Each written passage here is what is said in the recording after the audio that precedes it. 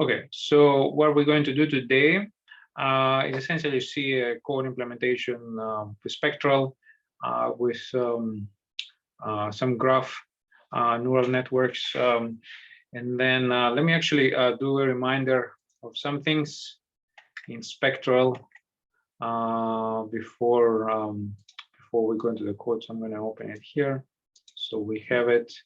Then Spectral is, we discussed before, is one of the libraries that is based on TensorFlow. So Keras is an open source machine learning library which Google took and built TensorFlow on top of that, and then the open source as well. And Spectral is based on TensorFlow, and Keras and TensorFlow is generic for machine learning and deep learning, artificial neural network.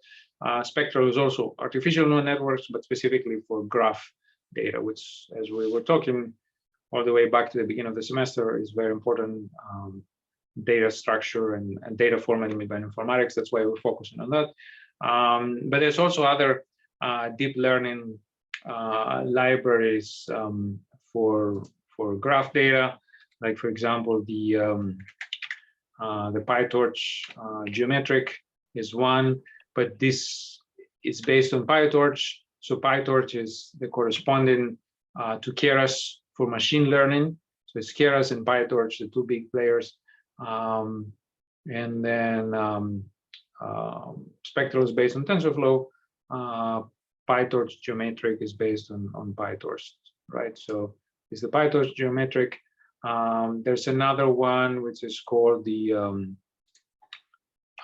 deep graph library. That should be it. Yeah, so the DGL, that's another one. This goes in completely different paradigm, even though I'm not very familiar with it, but even though it seems here that it's both with PyTorch and TensorFlow, I don't know what that M is. And there's two or three more. One worth to mention is I think it's called Giraffe. So there's the DeepMind, which you might have heard. There's an artificial intelligence company, which is actually now a subsidiary of Google, and it's basically like it's a private company, but they do research. So it's I guess it's pretty cool for people who work there. And then if you look at their website, we actually can find their library through a website, I guess. They publish a lot of research, so you're going to see a lot of deep papers on their website. And you might know this company became of fame as building an artificial intelligence system that beat or win over the best champions in the Go, that game with the little black and white stones. But you can go on their website. They have tons of research that you can read. Let me see if we can find software open source. Yeah, let's see here. So I guess that's a bunch of stuff. I think their library is called, anyway, we can leave it now. It's called Giraffe, if I have it correctly. Maybe it's that one. If not, we don't have to search now. No, that's something different. But anyway, they have the DeepMind. They have their own graph learning library as well. Let's see this in the chat. Yeah. So Anders Oden said he knows them. I'm actually seeing some lag from my side. So if you guys have any issue with the sound or the video or the text doesn't come clear, please let me know so I can try to fix it. Okay, so if there's any issues. Okay, so ours is the Spectral, which we're going to see the code, and some quick reminders since it's been like quite some time from when we discussed it. Just some familiar stuff. We have our graphs, nodes, the balls and edges, the sticks, right? And then essentially the spectra has its own way for representing the graphs. The adjacency matrix, I don't need to discuss about it. And the only thing I want to say, and we'll see when I run the code, that we said that before. I mean, you don't see it in that small matrix here, but those matrices can get really sparse, right? Because an adjacency matrix of an n by n graph, if the graph is big, like 1000 by 1000, out of those 1000 nodes, it's going to be node 1 connected with node 3, then node 3 connected with node 100, node 100 connected with node 200, and so on and so forth. And each connection represents one position in the graph, right? I'm sorry, one position entry in the adjacency matrix, which, as a reminder, it can have 0 and 1s. If it's unweighted graph, it can be symmetric above or below the diagonal. If it's a bidirected graph, and if it has numbers, these numbers represent that there exists a connection, for example, here between node 2 and node 3 with a weight 4. So that's a weighted graph. But in real world graphs, not that small 4x4 graph, these matrices, they end up being what we call sparse, because as I mentioned before, when you have a 1000 by 1000 node graph, you can see actually a 54,000 node graph in the code today. You end up having, the graph is fully connected. There's paths between the nodes, but what happens is that you'll see the matrix being mostly zeros and a few ones or numbers if it's weighted here and there, right? And that creates a problem because there's a lot of wasted space, right? So you have the coordinate format, which is none other than kind of a tuple format, a triplets format, if you want to talk tuple Python, where essentially it says node 1 has, node, we start with 0, node 1 is 0, right? 0, 1, 2, 3, right? That's how we name our arrays and everything. So node, the first node, index 0, is connected with node 1, and the first node is connected with node 3, and it doesn't have any other connections with any of the other nodes. And then the same thing, and we'll see an example of that today. So instead of representing like the whole adjacency matrix, you represent only the connection, right? So that's a coordinate format. But for us, this is just the structure of the graph. But for us, what's most important, as we were seeing before, that we were putting the one hidden coordinates in the graph, is all these attributes, right, that you can have on top, which you can use to perform the learning on the graph, right? Which learning means you have unknown nodes and you have nodes surrounded with attributes, which you then propagate through the convolution operation on the graph, and then essentially have the signal, the information flowing throughout the graph and annotating the unknown nodes, right? And the information that you have in the known nodes is what we call node features, right? So node features is some measurements about the node. For example, if it was say a protein-protein interaction graph, the features can be what is the molecular weight of the protein, if it's an enzyme or not, if it's hydrophilic or hydrophobic, and so on and so forth, right? And then you can also have edge features, so you can have annotation on the edges, but that's not something will be seen in our data sets, and that's not something we'll be covering here much, I don't think, in this class. But that's a very sort of valid type of data. And you could think like things in biology that make sense to coordinate edges. For example, if it's a positive or negative interaction, right? So that's a very very useful thing to have. And then there's the labels, which they can be on the level of the whole graph. Because remember we discussed today, we're going to see how we work on a traditional model where we have a graph, like a real graph. You'll see 54,000 nodes, not like the toy graphs we were playing with the matrices and stuff in the previous lectures. But again, as we mentioned, this matrix multiplications is at the core of the machine learning and at the core of the algorithms, right? So what we've seen in our toy models, essentially, it's what happens here. I mean, there's obviously some other algorithms and maybe some matrix multiplications going on in there that are a little more complicated than the stuff we've seen, but at the core, it's the same. And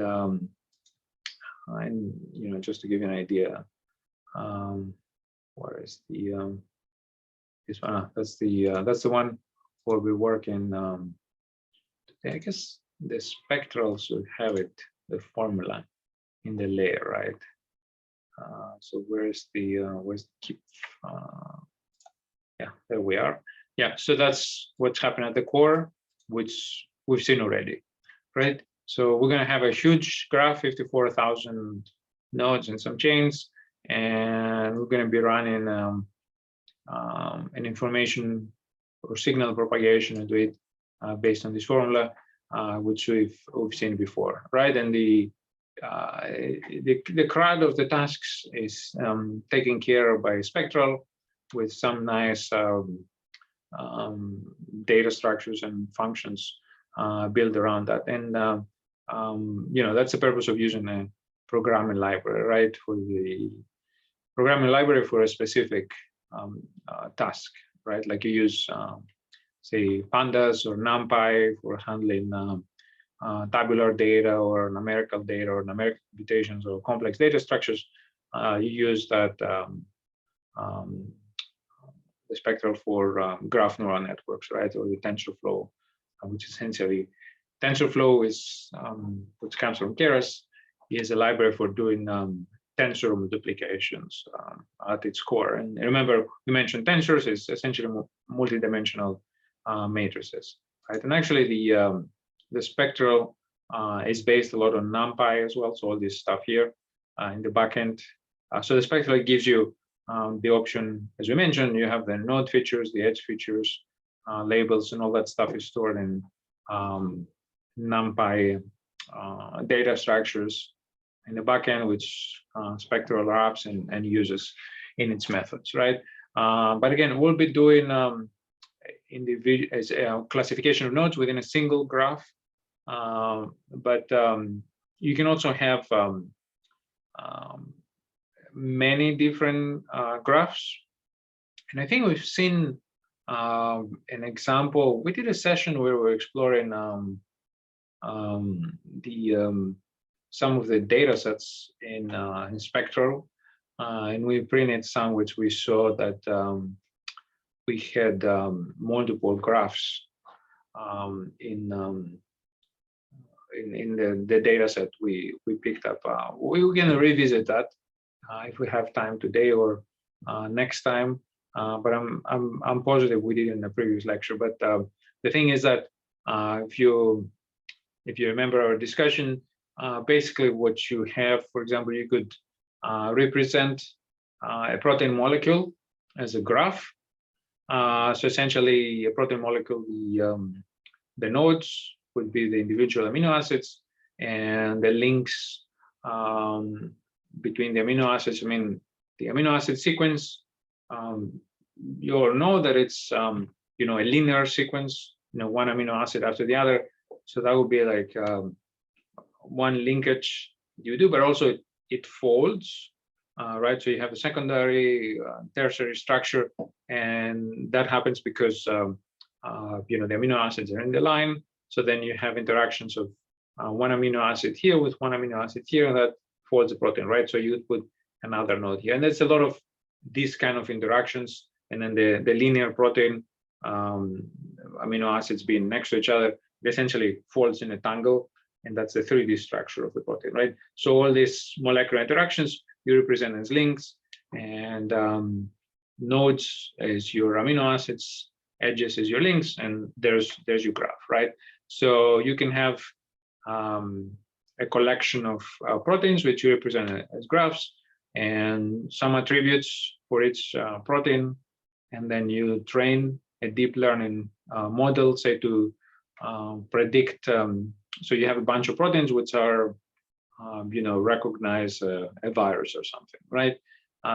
So you train the model on those proteins, and then when you have an unknown protein, you know, you can throw it in your train model, and again, you have to encode the linear structure of that unknown protein as a graph, and you know, put it with a network X, throw it in spectral, and then the your train model will predict if also that protein recognizes the virus or not, right? I'm just making up an example.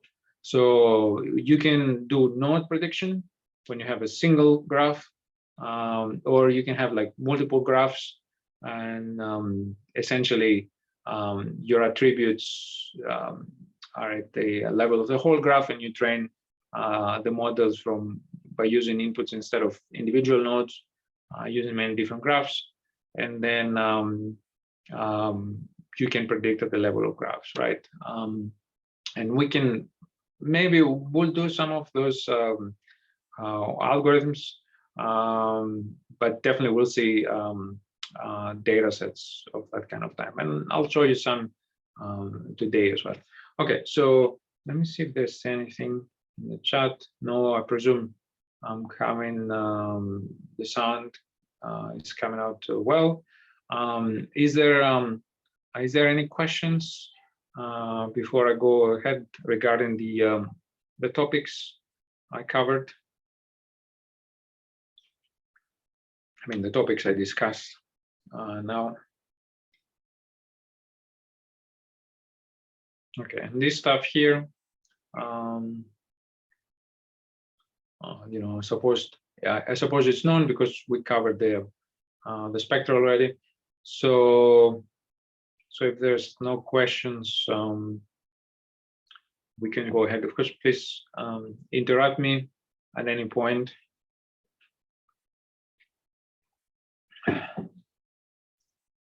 Okay, so let me go ahead then.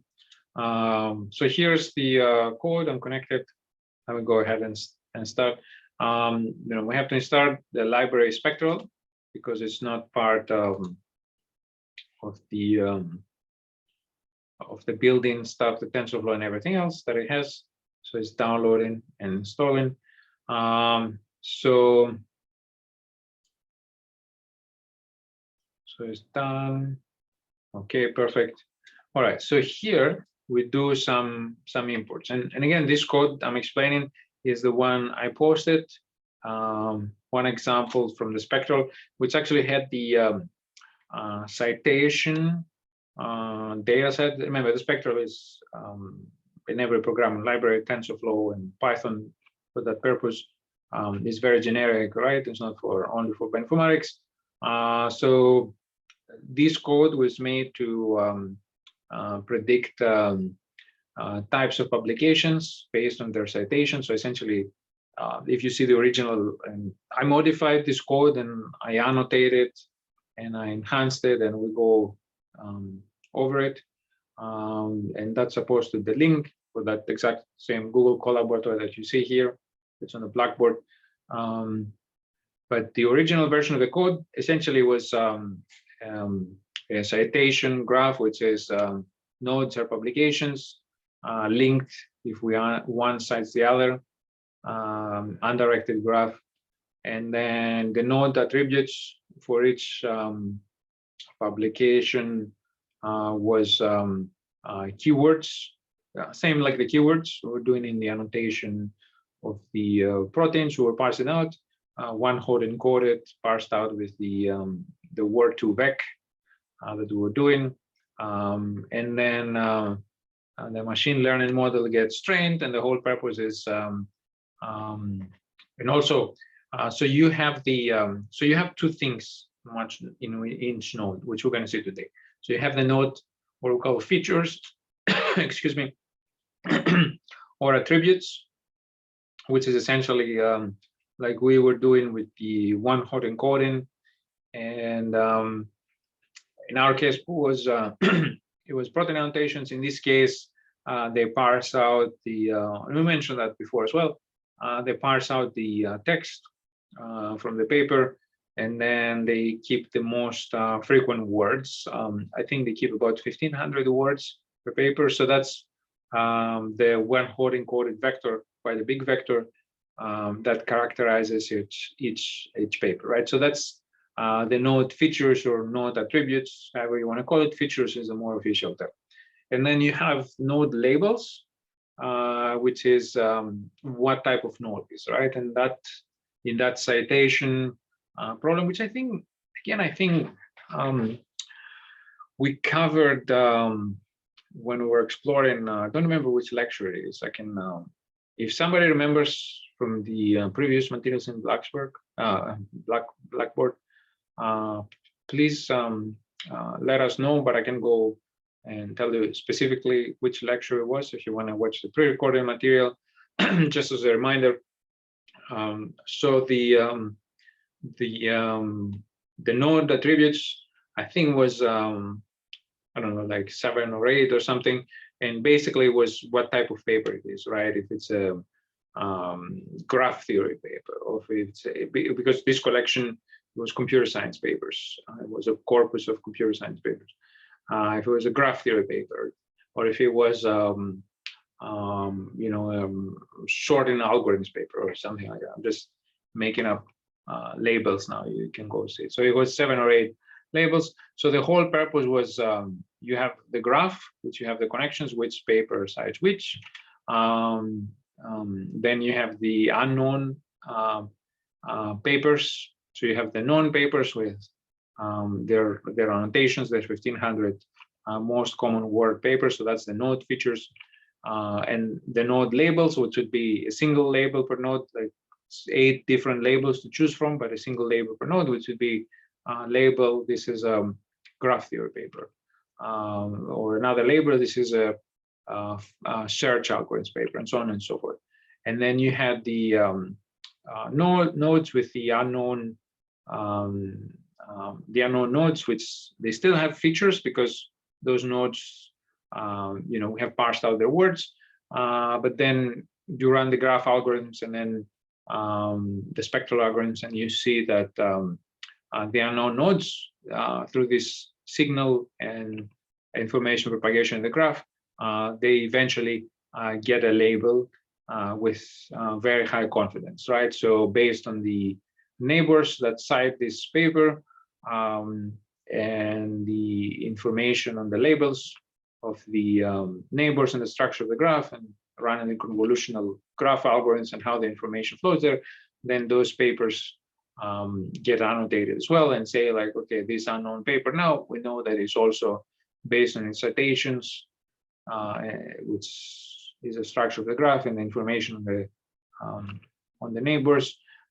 This will be also a graph theory paper or a search algorithms paper, and so on and so forth. So that's exactly the same idea that we apply in our area, which is proteins, the nodes. And today what we're going to see is, so we're going to be using, I'll explain this stuff. We're going to be using the, where's the data set here? So we're going to be using the GraphSage data set. I'll go to Spectral and tell you a little bit more about data sets. So we're going to be using the GraphSage data set. The GraphSage is a collection of data sets. Basically, the Spectral, it gives you a bunch of data sets, which we've seen before. I'll cover them again really quickly immediately after.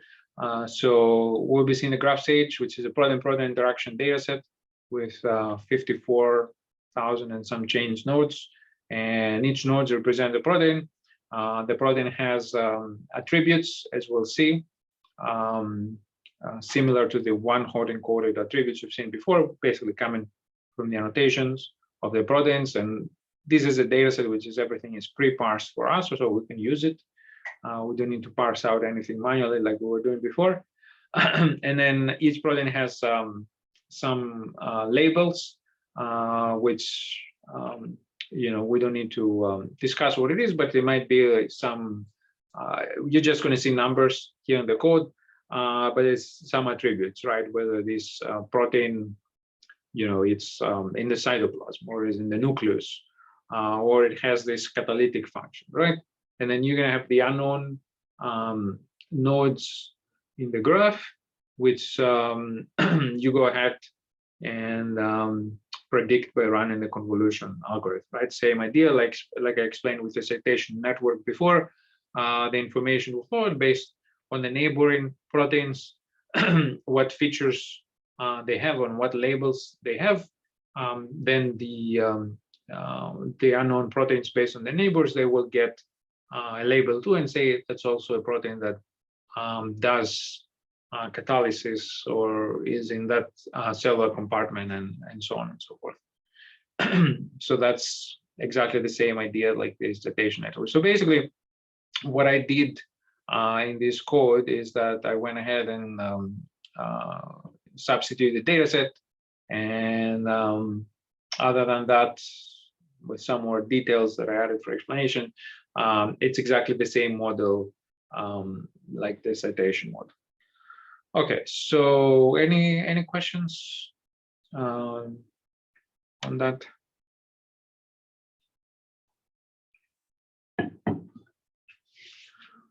Okay, so if not, let me show you actually the data sets a little bit. We've seen that before. So the spectral, there's a bunch of data sets that it has. Where's data sets? Data sets. Actually, that's the documentation. So the documentation is a little like confusing, because if you click in the data sets, it just gives the examples when it gets started. What you want to see is good data set. So it's not very clearly organized as sections, right? So that's the citation data set we discussed before. Not interested. The graph sage. And this is well, this shows the let me see, does it go to the Stanford paper? Let's go to the bioarchive paper. We don't want that. We can put graph sage Stanford, so you can see here. Graph sage is their algorithm, but also because they built a data set to test their algorithm, the data set is called graph sage as well. And again, we cover all that stuff. It's posted on previous lectures. So that's basically the data set. If you get it from here, you have to do is just the raw data set. You have to do the work to put in network X and spectral and all that stuff. But we have it ready in the spectral to use it, right? And that's the one we'll be using today. Single big graph prediction of unknown nodes on that big graph, protein-protein interaction graph, right? Another one that's very interested is the TU data set. So from the graph stage, we'll be using the PPI. He has Reddit posts the means data set, which is images we discussed before. This is another interesting one. Actually, I think this one it must have the graph sage inside. So that's the Open Graph Benchmarks. This is a community website where people add a lot of data sets. So, and you can see here for different kind of things. So somebody like basically with that kind of stuff, you could do a whole PhD thesis, if not so long. I mean, you do master thesis on that, because there's so many things that you could do. So you see the node property prediction, the link property prediction. I mean, we're focusing on node property prediction, as I mentioned. and then whole graphs, right? You know, you can choose like what do you want to work with, and you know, they also have small and big data sets. So you see here like the large one, and let's go proteins, or GBN proteins, and that's the name. I mean, we're not going to do it today, but that's the name you can use. It's a standardized name you can use to import it in the spectral. So what is this one? So that's a papers. So they have big literature. You can see here this graph has like over 100 million nodes, right? And this website is more, this is just graph data sets. Like people, they might not be running deep learning, right? They might be running like other graph algorithms, or like, you know, finding paths in the graph or whatever other stuff. The focus of this community website is to have like nice, clean, standardized graph data sets, right? And there's all the sizes, big and small, that we discussed before. But for us, the protein data set, so here is what they call the leaderboards. So those guys, they also run kind of competitions. So this is a standard statistical metric to measure the performance of the predictions. And then you know, what they have here is different algorithms that people have developed. Some of them, or most of them, I guess, is deep learning graph, deep learning neural network algorithms. And then they have contact, the paper, the code, and then parameters is essentially like how many weights. Remember neurons, so we've seen a neural network in the previous lecture. I mean, there was a feed-forward neural network, but in the convolutional neural networks, it's kind of the same idea.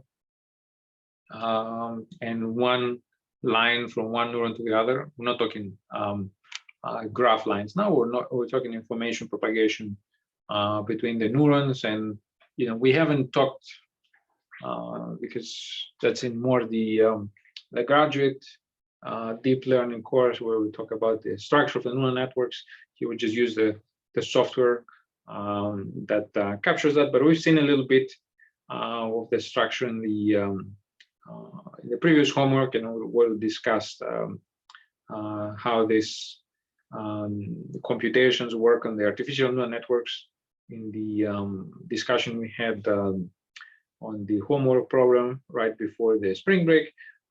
So one line had one weight, right? One connection between two neurons had one weight. So you can see here how many weights we have. So pretty big neural network. And then they also say where they run it. And then if you read the papers, they also have performance metrics, right? So they rank them here by who has the, I think the time, it doesn't count. I mean, obviously, it should complete like a few weeks running, not a few years, because I'm sure when they post it, there's a time limit to submit the results. But I think they don't do the time, they don't really measure it here, but of course it's on the paper if you want to go read. But what they measure here is by precision, right? So the better statistics, the higher it ranks. And see the node to vec, which is essentially a graph embedding algorithm. You can do predictions, but of course, since it doesn't do any fancy neural network stuff, it's always going to score like the lowest precision, right? 0.6. I mean, this is not, don't quote me for that, this is not precision, but let's say it's a metric which is called, which we would call like precision for machine learning, right? So this is you can read more, receiving operating characteristic, and you can read the theory. It's kind of, we could say it's like the false positives and false negative kind of thing, right? But we'll see today, I think the tensor board we're seeing today in the code, I think we'll be bringing that stuff in there. So I might be able to see it again without having to write any code. Okay, so that's the OGB. This is molecular data sets where I mentioned you can actually, besides proteins, you can represent individual molecules. So you can represent the atoms as nodes, connections between atoms as edges. So then you have each molecule represented as a graph, and then you can train a neural network that predicts drug functionality of molecules, right? Affinity of molecules for a specific drug target, and then you can throw unknown molecules in and find the trained network tells you whether that molecule will have affinity for the drug target or not, right? So essentially tell you if that molecule is a drug or not, right? So that's a very big thing in the machine learning. So those are molecular data sets. Those are a little different for us to understand because you have to understand the chemistry and essentially, I mean, you can just use it as a graph as it is here if you want to use it for spectral. And I'm saying that for those of you who want to go further into this, but if you were really to parse out the data from the databases, it's in chemical structure format, so it's not bioinformatics, it's more chemistry. You need to know that stuff, right? But you can use it as a graph as it is here. Now the TU data sets, which we've seen before, this is a very, it's kind of another community website. They don't do like benchmarks and stuff. They just have the data there. So that's the TU data sets, which is also wrapped into the spectral. And we've seen before, right? I don't need to explain. And then they also have molecules, right? But for us, the interest is in bioinformatics. And what was the bioinformatics? Yeah, I skipped it. Right. So one interest in I want to use next. I was going to do it today, but I don't think we're going to have time. And I think in the previous lecture, I mentioned that we checked the data structure spectral. I think we checked the. I have to find that lecture and post it with the proteins one, which is a collection of multiple graphs. So now we don't do node level prediction, do graph level prediction, right? And remember, we've seen that there's the reference numbers. So you can go see, like, for example, this one, the data set is the source for, see, this one has 1,113 graphs with two different classes, meaning, each graph has a label and a protein is, say, catalytic or non-catalytic. And then you can read more about those data sets in the 4 and 6. You go to bibliography, right? And you read the papers here. So that's where those guys at TU, they pulled the raw data, whether it's molecule data or protein data, they parsed out the annotations, and they have it in a standardized format. And then what Spectral does is wraps this format around, and you can just import them and use them, as we'll see here. So that's with the spectral data sets. So now we want to see, and please again interrupt me if there's any questions. We want to see if there's we want to see the machine learning out of things, right? Okay, so I'm gonna go ahead and run that cell here. So what we're doing here, we're importing the NumPy, nothing fancy with that. We import the TensorFlow STFs if we want to use it, any layers. Okay, so we have a couple of things here, which I'll explain really quickly right here, and then we'll see in more detail when we actually use them further down the code. So the early stopping, essentially, that's something that monitors the training. Remember, we have the epochs, and each epoch is a cycle, a training cycle over the whole data. And sometimes, you might say, I want to do 200 epochs, but say past 100 epochs, there's no improvement in the model. So why keep running it and wasting time. So you have some metrics which monitors the model, and then once you cross a specific threshold on that metric, you say your model is trained well, so you can stop the training, right? So you save computational time. This one is an error function. Remember, we were seeing in the book and before some error functions, which was the difference of sum of squares. And then I put some links. You'll see those in the on the section for today's class on the Blackboard. So this is a standard cross-categorical entropy, and this is a more fancy formula, and it's a more fancy error function, and this is a formula for it. And essentially, because remember, when we have binary classification, 0 or 1, it's just 0 or 1, right? When we have multiple classes, meaning, remember that example where we're seeing with the digits classifications, there were 10 classes, 0 to 9 digits. So essentially the model, what it outputs is probabilities that after you've trained the model and you throw an unknown sample in, it outputs probabilities that belongs to each different class, right? So you're gonna have probabilities for all classes, and if your model is trained well, most of them is gonna be low, and then say the digit, the unknown one that you throw in, the image of the digit to be recognized was a digit 6. Then for the probability of being digit 6, you're gonna have 0.9, and all the other ones you're gonna have 0.01, right? And most of those error metrics, they try to capture that, and that's what you have here. And we're not gonna so it has the 2 versions for the binary one.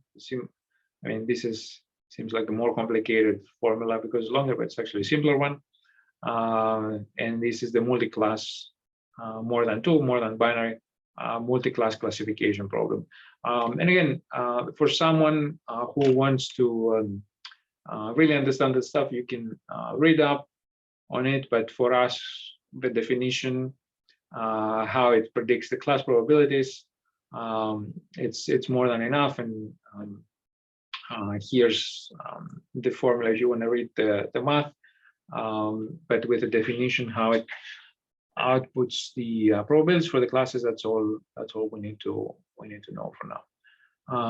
Okay, and then the optimizers. So this is the loss functions, right? So always when you train a neural network, what you need is obviously the sample data, the neural network structure, which we'll define in the next cells here.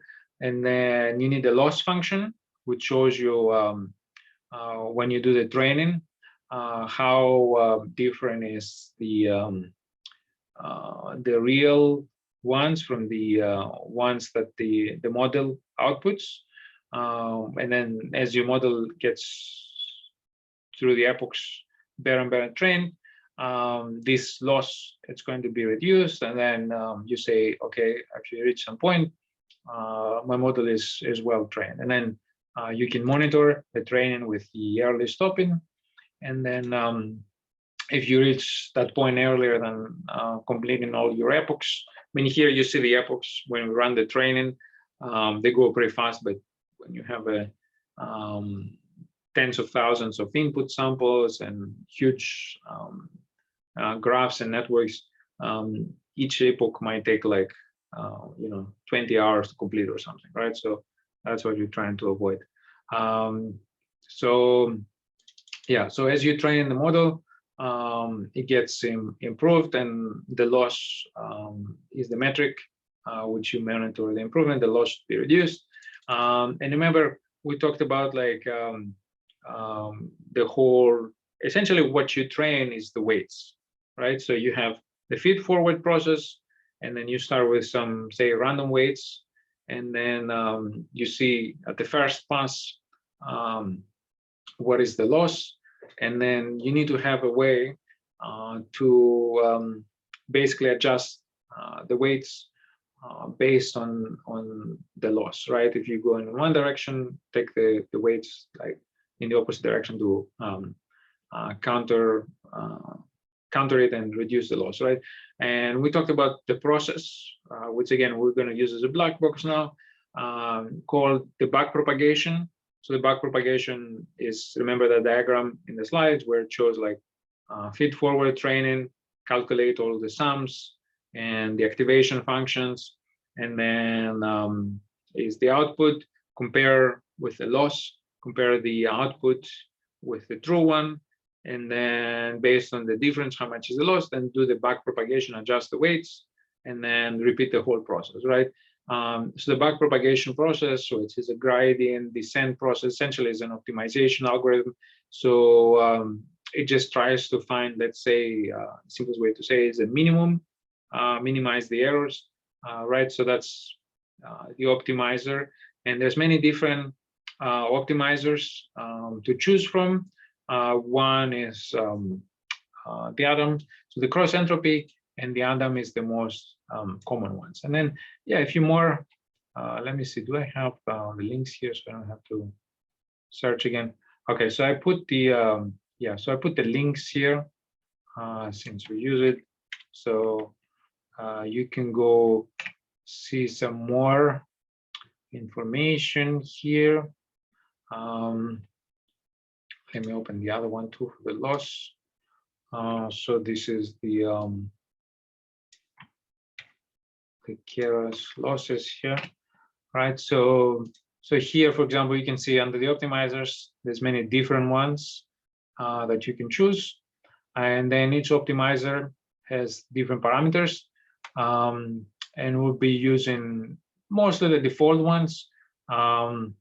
So, and again, this each optimizer or its loss function, there's a whole paper on it, right? So you can read the whole theory. So you see this, the whole thing with the deep learning is like a lot of stuff, right? That you could read the papers on the data, then you have to read all the papers for the optimizers to learn for each parameter here. The same for the losses, right? Because each of those loss functions is, and the optimizer function is a result of a research paper, which was then implemented in Keras and then in TensorFlow.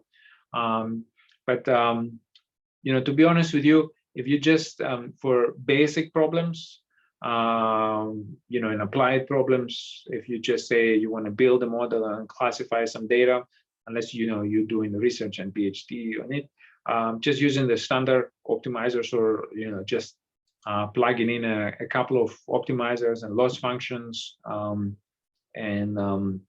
trying with the standard parameters, and you see which one works best, then that's totally fine, right? I mean, the many of the bioinformatics problems is relatively simple compared to other machine learning problems. I mean, bioinformatics is complex compared to other fields, but compared to some machine learning tasks like object recognition and self-driving cars and things like that, the bioinformatics problems of annotating protein based on the information of its neighbor, that's pretty simple compared to trying to navigate a car and don't hit pedestrians or whatever is that kind of applications for artificial intelligence, right? Okay, so yeah, so I urge you to explore the this information more. So the learning rate, one thing I want you to know for sure, essentially this is a rate to show how fast to change the how fast what's the amount to change the weights on each cycle when you do the back propagation, right? So the trick here is that if you put a very small learning rate, it's going to be very small changes, and that means that your model definitely is going to do better training, but it might take a long time because it does very, very small changes in the weight. So it might take thousands of epochs until it settles. And of course, if you put that's where you have to think, right? If you put very small training rate and you just put like just 200 or 100 epochs, it's, by the time it reaches 100 epochs, it's not going to have enough cycles with the small adjustments in the weights to just reach an optimal training, right? So this is two things that you need to balance there.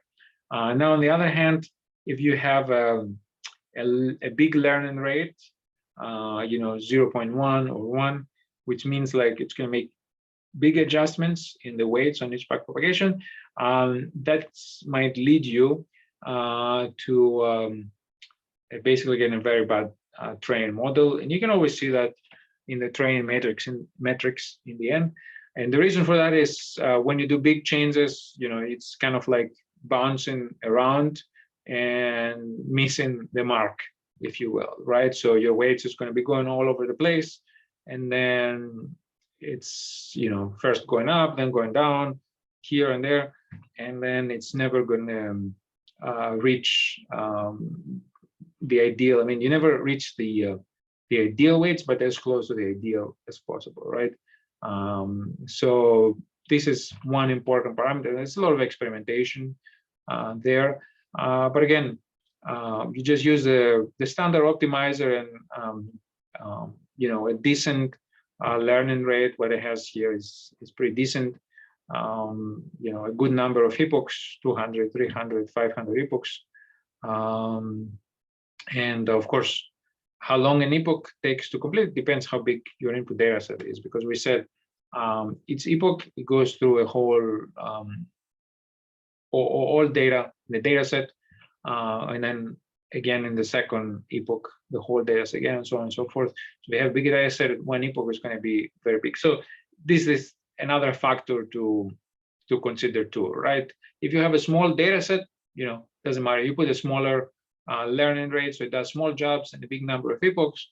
Because it's a small data set, each epoch is going to run pretty fast, as you'll see here, and then it's totally fine.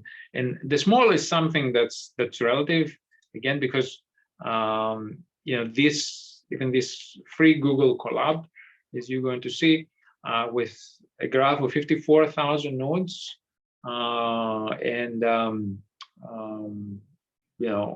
one epoch runs in a few seconds or less, actually.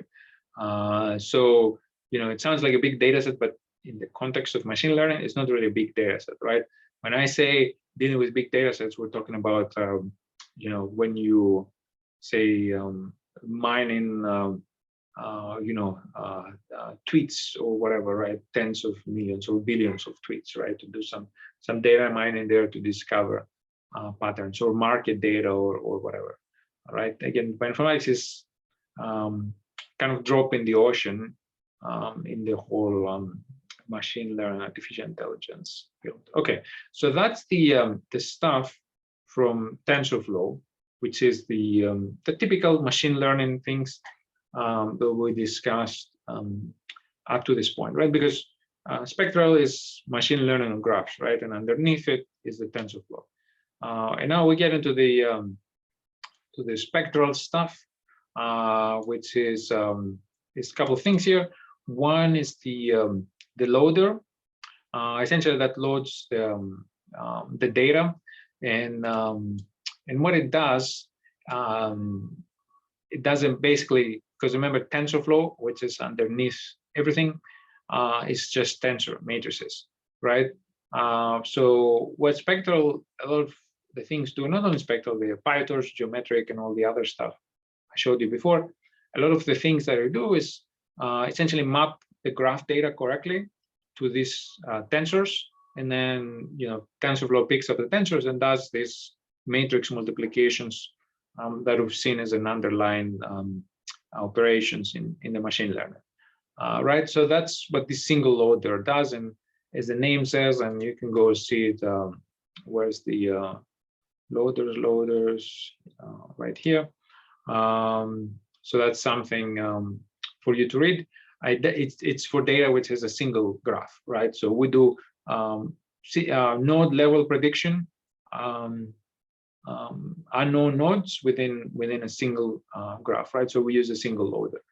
And then it has the other ones if you, for example, using a data set which you're doing graph level annotation, and you have multiple graphs. So your inputs, instead of being a single graph with many nodes, is many graphs, and you do the level at the prediction at the graph level.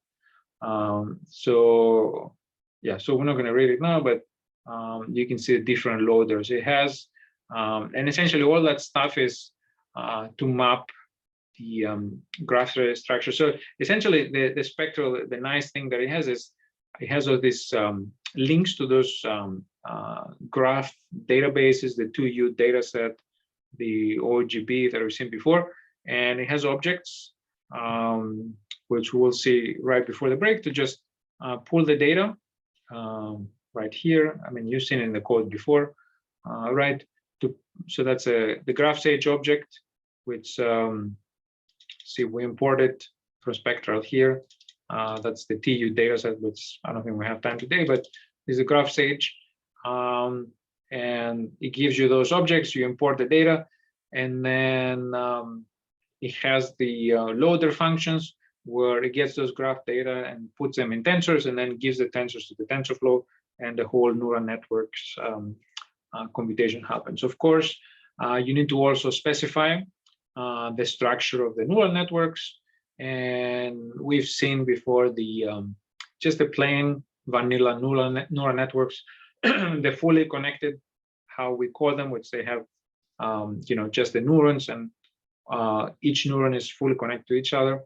We've seen the convolutional neural networks, which we have the convolution process and the filters, and what the convolution process does is just compress the signal in the layers of the convolution. Again, look at the previous lectures, yeah, you have other neural networks, recurrent neural networks, and so on and so forth, which is also in the spectral. So we talked about the input data, the mapping to the tensors, and then the other third thing that we're talking now is the actual the type of neural network, right?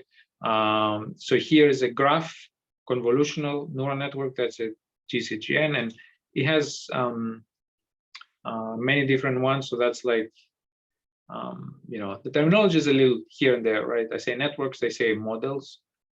That's fine. So it has the different models there. At least this section is very well organized.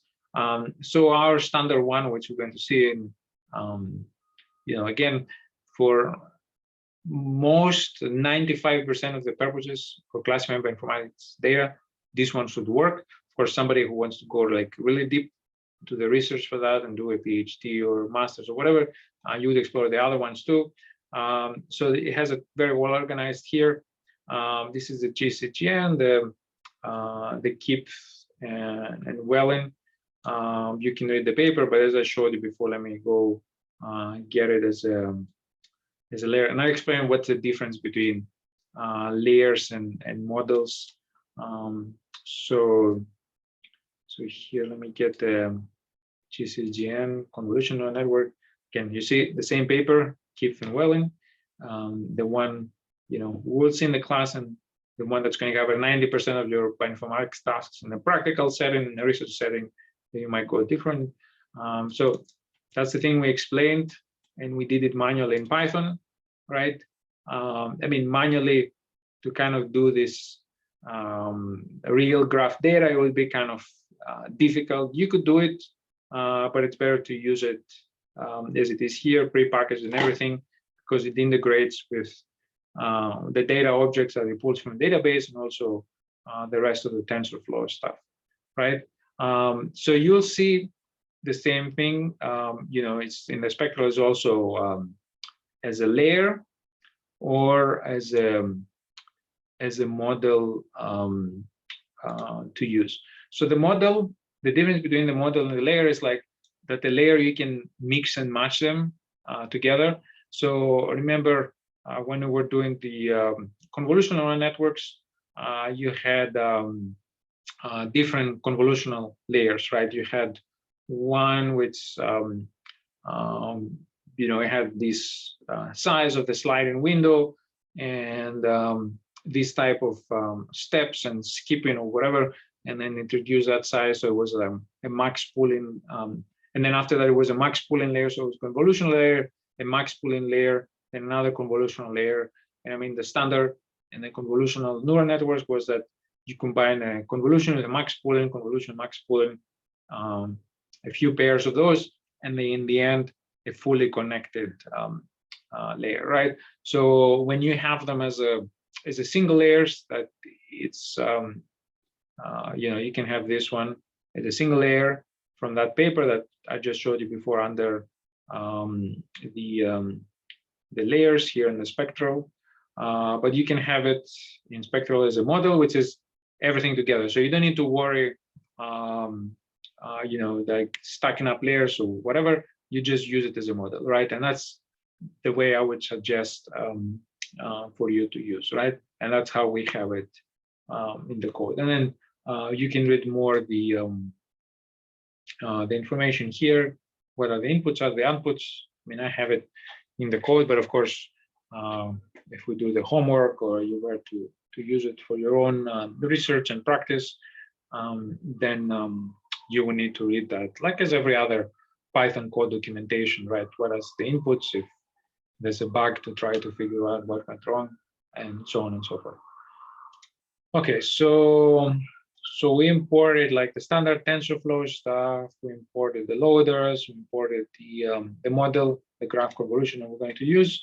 There's a couple more things, and actually you see here one way it's pre-processing the data. So it actually imports that layer here. So this is the whole model, this is the layer, and there's an additional, so it has what is called transforms, and we don't need to go in detail for that, but essentially it's transforming the data so they can fit in the graph data structure, right? And then what you see further down the code is it's just using a transform called like layer pre-processing. So essentially pre-processing the data to fit in a graph convolutional layer, which is this one, which you also imported here. So he's going to combine those two further down in the code and get the data ready to give them in the model. But essentially this one and this one, they're exactly the same core Kipfen-Wellen layer, the one we've seen before, and we're always going to remember with our nice formula here, which we've seen before, right? So that's the GCN or GCN conv graph convolutional neural networks, however you want to call it. So this two is this formula that we've seen before, and the heavyweight lifting is going to be done by the model, but this one is being used in combination with the transform, so it can prepare the imported data for being fed into that model.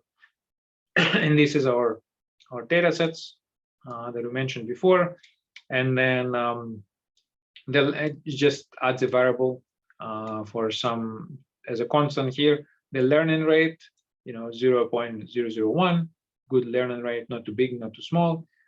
The epochs, which you see interestingly with the callbacks, just to give you we'll take a little break soon, but just to give you a heads up when we run the code, when we come back, that with the early stopping where we monitor the model during the training, we're not going to need to reach 20 epochs to train the model. And then patience is another metric that goes in regards to that the early stopping of the model. Okay, so we can go also ahead and import the data. So, and I'll do this cell and then I'll open it for questions, and then we can do the break. Okay, so this one instantiates the weights at random. There's many different ways you can do that. I think that's a well acceptable weight. You can read up, we're not going to cover it now, but you can read up how to instantiate weights in the TensorFlow. And actually, I'm pretty sure, like, if you build a TensorFlow model without saying how to instantiate the weights, when you actually start running the model, it does that for you in the background. And I'm positive that it's probably using the random instantiation. So that might be kind of just replicating things here. So when you define a TensorFlow model, you don't need to explicitly, unless you want so to have control, to explicitly define how to initiate the weights. This actually, let's see if we can find it really quickly here. If not, we'll skip the weight initialization. There you go. So it should have like a bunch initializers. Yeah, so this is like we saw the optimizers, and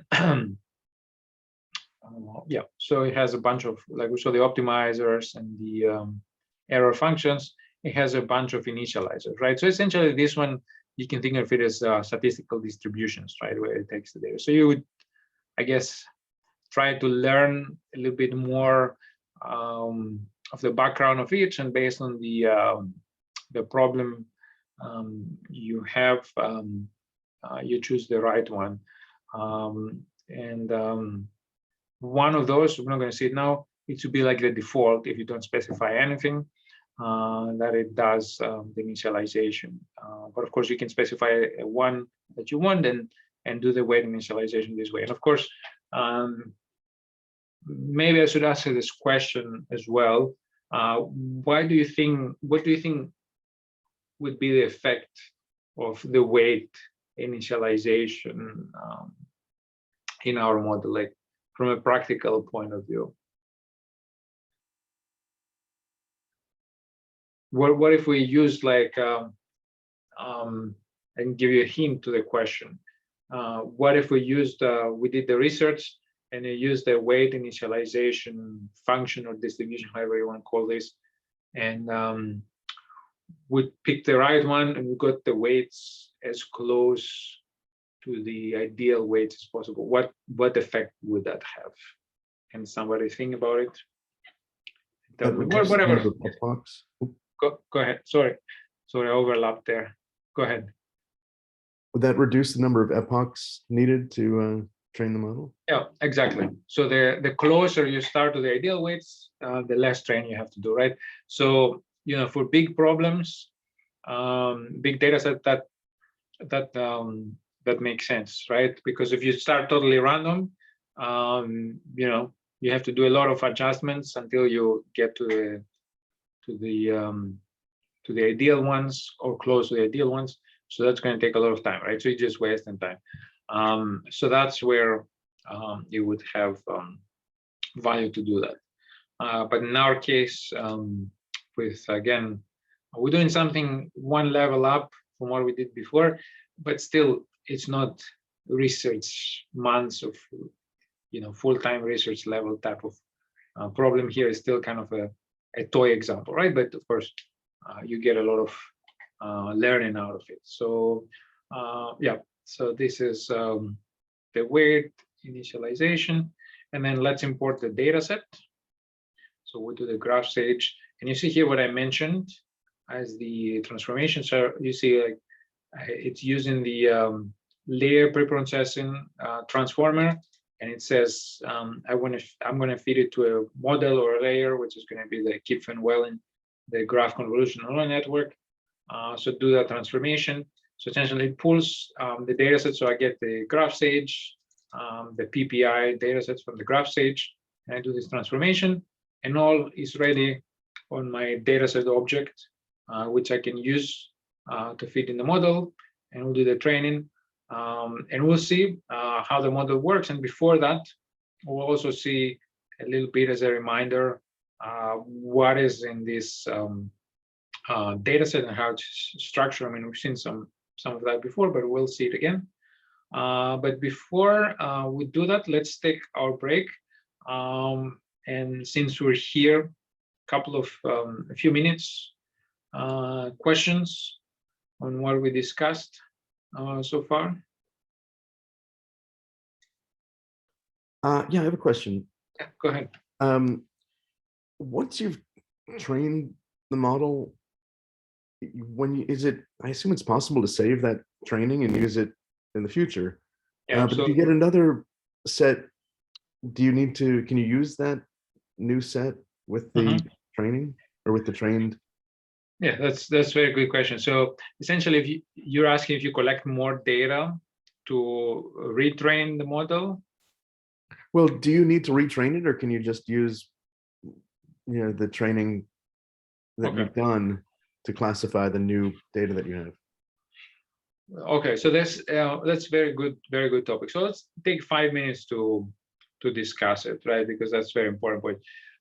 So there's three items here, and let me start from the last one. So the last one is, of course, the purpose of the training, right, is to train a model and then have unknown data, which you're going to classify with that model, right? So let's say our training model is proteins, which we encoded as graphs, and then we train a model to predict whether that protein is going to have a catalytic function, right? Or molecules to predict whether they match a drug target, right? So you train models on that, and then when you have an unknown molecule, you code it as graph, or unknown protein, you code it as graph as well, and code it and throw it into the train network, and it's going to give you the classification labels. If you have multiple labels, it's going to give you probability for each label to tell you if it matches this drug target, or it matches, or it has this catalytic function. But you have to stay within the same domain, right? So essentially, you can think of it like, we talk artificial intelligence, and we think artificial intelligence being like our brain, but our brain, of course, it can do like amazing type of things, right? From just coordinating you walking down the street and recognizing the traffic lights, recognizing other people, whatever. This thing obviously is like a very, very small, like you would pick up with the kind of a tweezer, like a little area of your brain, like if a few nerve fibers, not few, but our brain has billions of connections, billions of neurons. This one would have, an artificial neural network we train would have like a few thousand neurons, right? So it would be like a very small, very, very small sample of your brain with tweezer, which does a very specific task, all right? And that's what we call to stay within the domain, right? So you couldn't train something that's, for example, like we said before, for having molecules encoded as graphs and recognizing whether that molecules, hit a drug target or not, and then say on that model, I'm just going to throw a protein and say if that protein hits a drug target, right? No, because you've trained your model with molecular structures, right? Specific molecules, which you code as graphs. Now you cannot throw a graph which represents a protein with amino acids in, right? So you have to stay within the domain of the problem, which would be like drug target molecules, identification for drug target binding, and it had to be like the same type of within the domain and the same type of data. Does it make sense for the third part of the question? Yes. Yeah. So, and again, the purpose that we do in the networks is to predict the unknowns, right? Okay. So the other two parts was the following. One is how can we save the model? And again, here we're just doing the Google Colab, right? But of course, you will want to save TensorFlow model, and there's a whole section you can hit there. There's a tutorial, there's the code. So essentially you can export the models. And remember, the what we train is basically a structure which is fixed, which is specified before. And when I say fixed structure, is like, for example, when I had the convolutional neural networks, we were adding like convolution layer with that size of filter, and max pooling a smaller convolution layer with that size of filter, max pool, and so forth. So that's a structure that's fixed. And what you train is the weights, right? So, and it's actually very interesting that the computational problem, time and space is kind of very asymmetric, because the training is a lot of memory and a lot of computation, a lot of data. But then when you actually train the model and you go save it, so it has different saving formats. You can go ahead and read here. There's tutorials. So TensorFlow, just parenthesis website, it has the tutorial section under the learn, and you could go there and then do a search. And it has the API, which is the more dry method and inputs descriptions, right? And that's what I was saying you before. So showing you before. So that was the API here, which, like any other function we use in Python, you can go to the API and see what you use, right? But the tutorials is the more like sort of walk you through it, and each tutorial you can run it yourself because it gives you the link to open in a Google Colab, right? So that's how you should learn about that stuff. And then it has different formats. One is called HD5, whatever. We don't need to go over those. But then what I was saying before is that after you do the big, lots of samples, lots of space, data storage space used for samples, and also computation and training, what you're going to get in the end when you export the model is a very, very small thing, because it's just going to be whatever the format is, the HD5 or whatever they're using.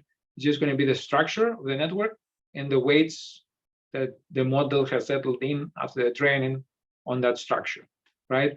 Those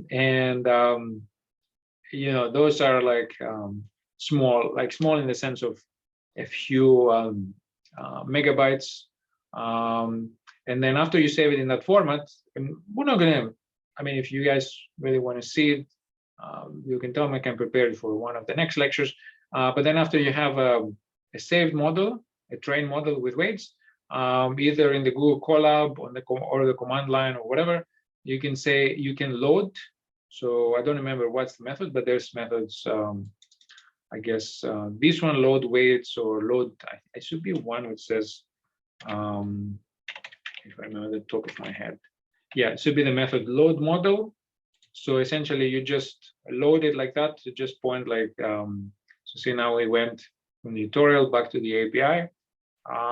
So basically, you specify that if you save it in HD5 or whatever it saves the model, you specify the file where it saved it, you load it, and then you can just throw samples into it and do predictions, right? So that's the second part of the question with saving the models. Now, going back to the first part of the question, maybe that wasn't your question, but I'm adding stuff and explaining. What if you train a model and then you collected more samples and you wanted to improve your training? Do you have to like redo the whole thing again with all the samples? The answer is like no. You can just essentially pick up where you left from, because you already settled in some weights which are close to the ideal ones, right? So you can throw the simple, pick up, and again, the training, do more epochs, and throw the new samples in, and then see if your weights and your training improve. Of course, you always, is another chapter we haven't talked about, you have to be very careful not to do what they call overfitting, right?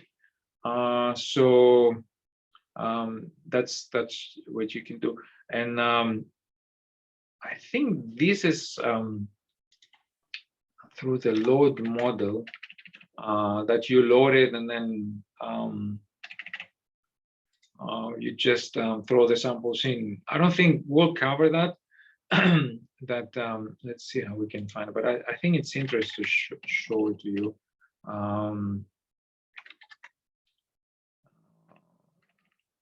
This is a specific term, how this is called. I'll look it up during the break, and we can discuss when we come afterwards. Improvement, I mean, if you Google now, improving TensorFlow.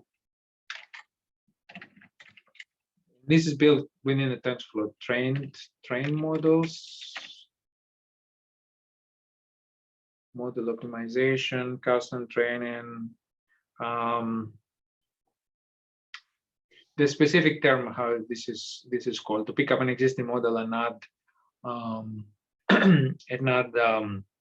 you know, more samples and train it further. I'll find it and show you. One thing before the break, let me say that one thing you might be interested is the TinyML. So I said, like, train models are in the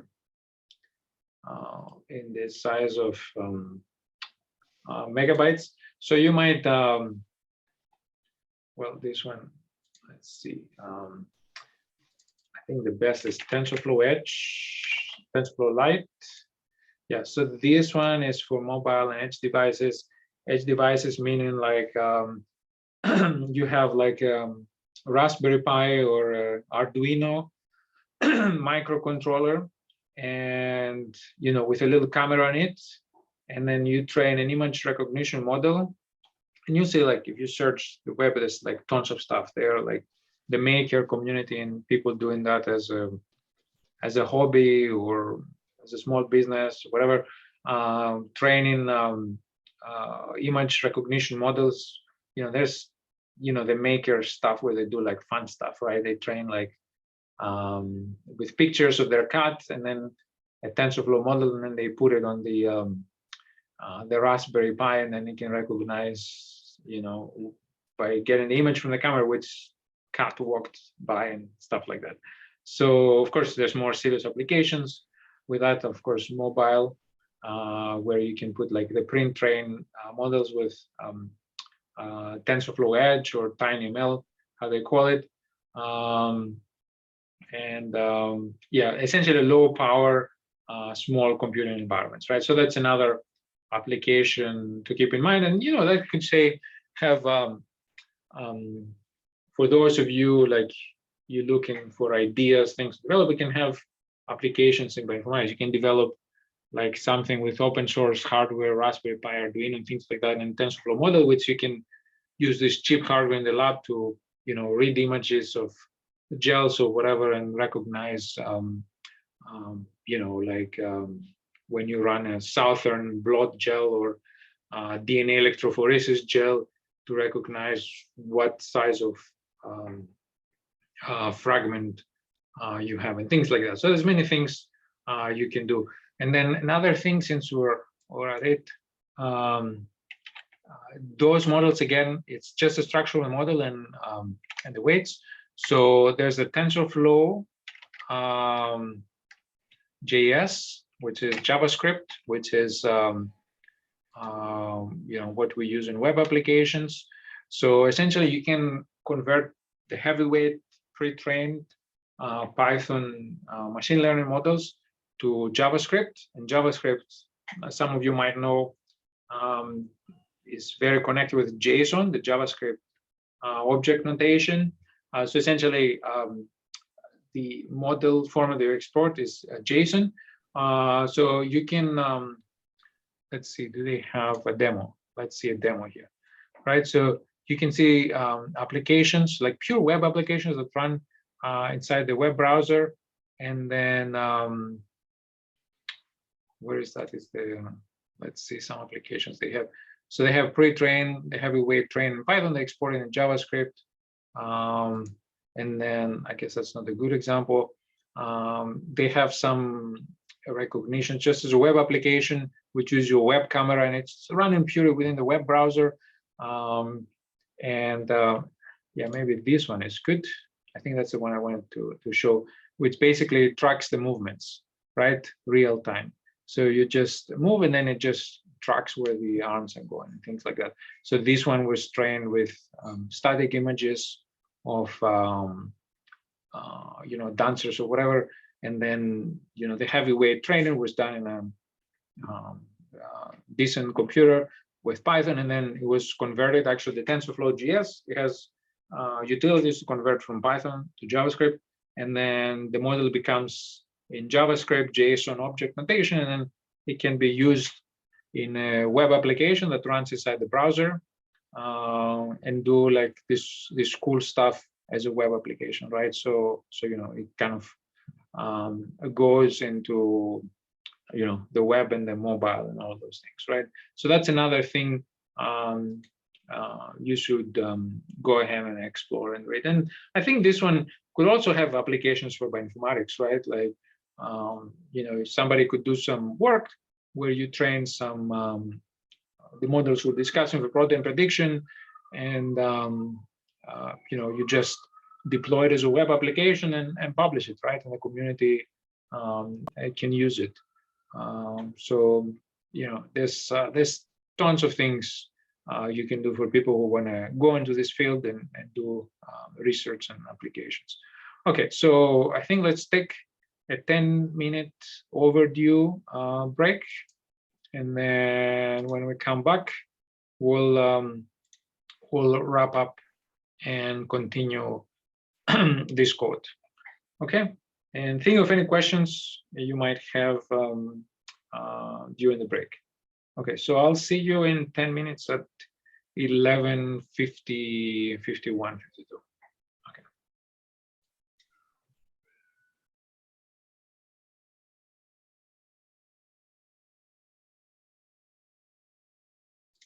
Okay, so hope everyone is back. Let me share my screen. Do you guys have any questions you might have thought during the break?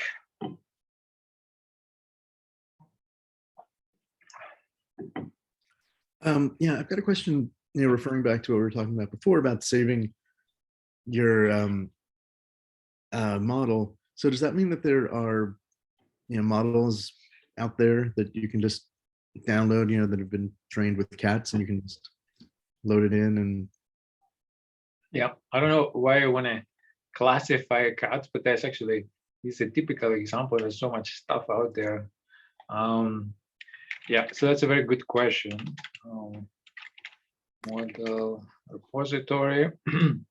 So it's called TensorFlow Hub.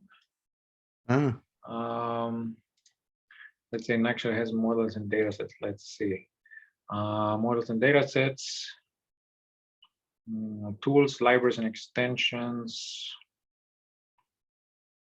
Let me see. Let me get the. I want to get the data sets too.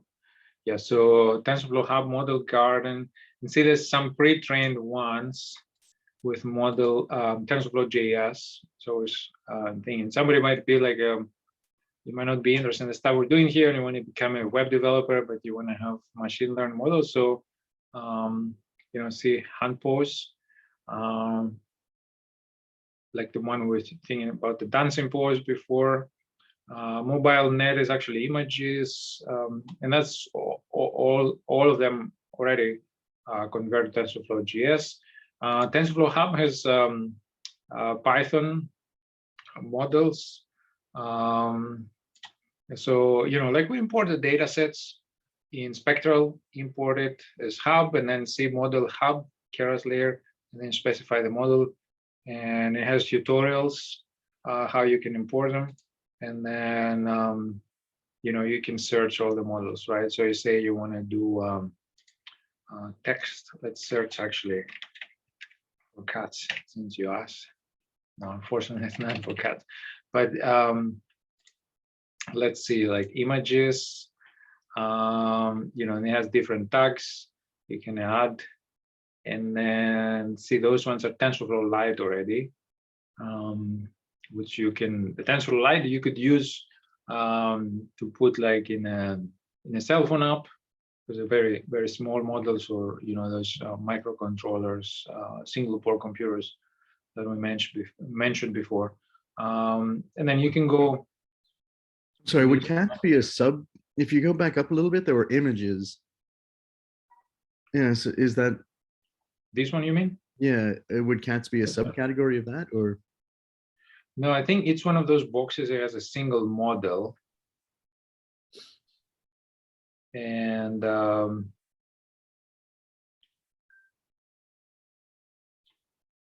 yeah, so you can import it, but you could, let's see, I don't know, like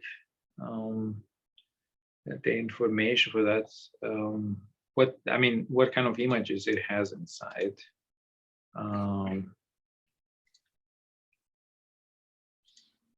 If you really want to do the cuts, you can do it yourself very easily.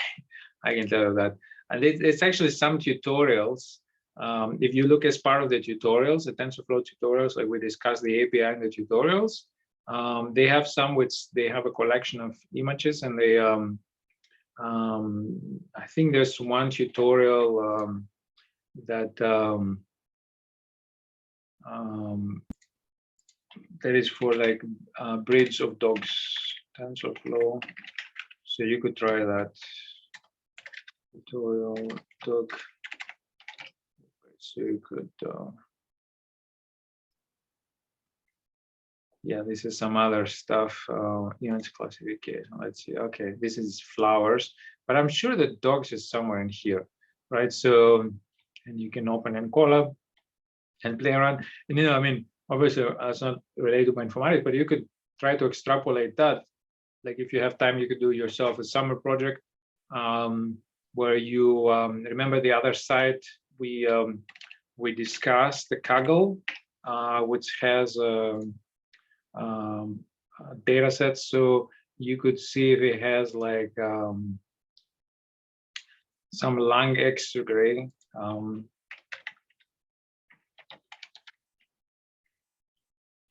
lung segmentation from chest X-ray data sets, right? And either ones, those ones might have labels for like lung X-ray from cancer patient, non-cancer patient. There's lung, if you search in there, lung X-rays from like COVID, non-COVID patients. So you could like get this data set and try to extrapolate this model, and where you use this code and like bring the data set in and modify it, and instead of like identifying tulips versus roses or whatever it has here, you can train the model. And I'm sure in Kaggle there's a lot, because remember the Kaggle we said is the data sets and the code.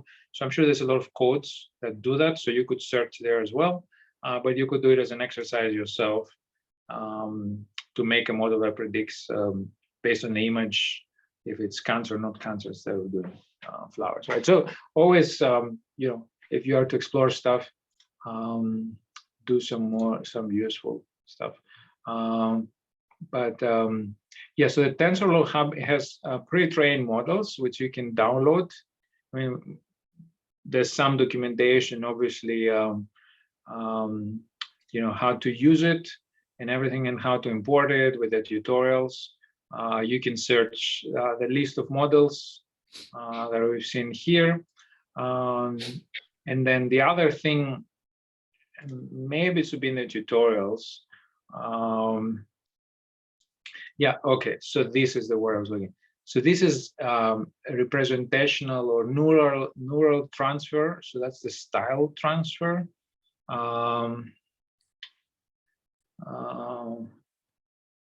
TensorFlow. Okay, so the official term is transfer learning. So transfer learning is like if you have an image, not an image, I'm sorry. If you have a trained model and you have new data in that domain and you want to enhance the training, right? So instead of, like we said before, you don't retrain with all the data, you can just pick up where it left off. So that's transfer learning. And also, so you can read the tutorials. If you put transfer learning on the web and search and read, or books and stuff like that. Again, I told you for everyone, you all should go to the Hunter library, and They have amazing. Let's go library. Where's library? They have amazing books for deep learning. So both applied and more theoretical ones. So like all Z-books and accessible to you. So if you go deep learning, if you search in books, it's a little slow. So this is more theoretical, deep learning with R, Python, machine learning. So those all available online, right? Deep learning with Python, and those like from the Manin and the PACT publications is the more applied programming books, and then the Springer and the other academic publishing houses. I think this one is Princeton University Press or Cambridge University Press. Those are the more like theoretical academic ones now. So it's all like to choose. And let me see if they have anything in transfer learning. I mean, this might bring some pedagogical stuff here, obviously. Let's see, transfer learning, TensorFlow. So you could read on that, but you could search on the web as well. Let's see.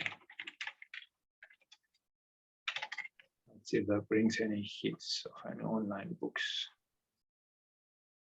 I think you have a type. Yeah, there you go. So you have this online. Yeah, but it found it transfer learning.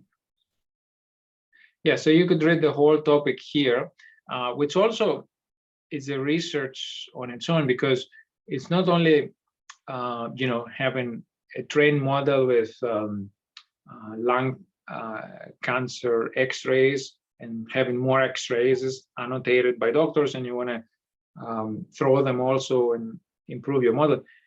The transfer learning goes, and that stems from your previous question where we said you save the model and then what you can do from that, right? It's like code, right? You save the code and then you can keep improving it. So the transfer learning goes further in the sense that you might be, and I'm sure all these things are covered in this book, you might be training your model to be more specialized, right?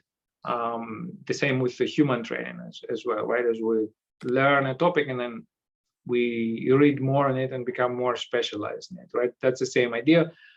You can have data which is more specialized, more narrow. For example, I never done that, but I don't know if you can actually change the labels as well, in the sense like like we said, cancer image, X-ray images, right? And you try and cancer, no cancer, but then maybe you want to put like more labels as you have more specialized images to specify subtypes of cancers if that information is in your image, right? And instead of train from the beginning, you might bring the data in, adjust the labels, retrain, and make your initial model more specialized. So you start from model and you make it more specialized. So that's the transfer there, right? So that's another thing to have out there, right? And those things generalize very well, because again, we said just to go also, and I'll stop here to go back to the spectral. It's all TensorFlow underneath, right? So whatever you see generic for the TensorFlow, it also works for the spectral and whatever is based on TensorFlow. Okay, so this is really a couple of links that I had on I have on a Blackboard. Again, we said we saw the cross entropy. This is a nice website, ML read the docs. The optimizer, right? We said before the backpropagation is very fancy calculus, and we cover those a little bit in the graduate course for machine learning. But here it is for someone who's more inclined into that stuff if you wanna read it, right? Okay, so let's go back into our code. So we imported the and please, if anybody else has any questions, I'm happy to answer. I'm just going ahead for the interest of time. So we imported our data set, right? So let's see a little bit what this data set is. So let me run this code and just show you here.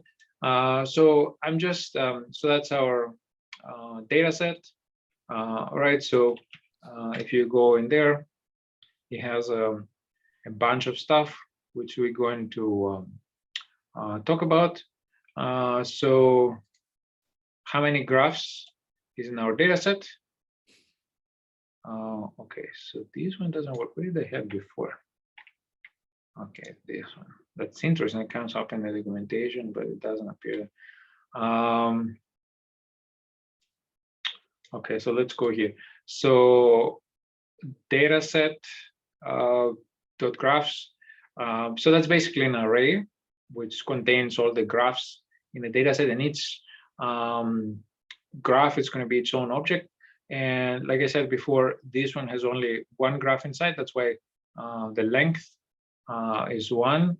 And then let me I can put some code above to show you, and you could so here I'm getting from the data set dot graphs the first element of the array, and it's the only one, because if I put one second element, it's going to error out, because we have only one, right? Only one graph.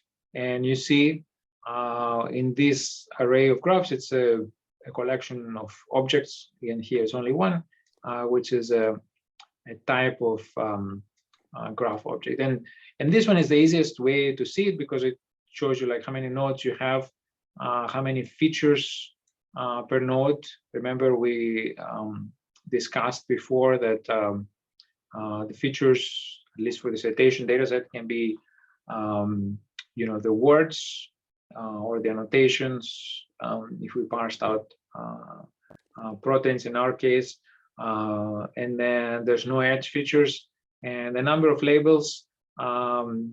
Usually we're not going to have so many.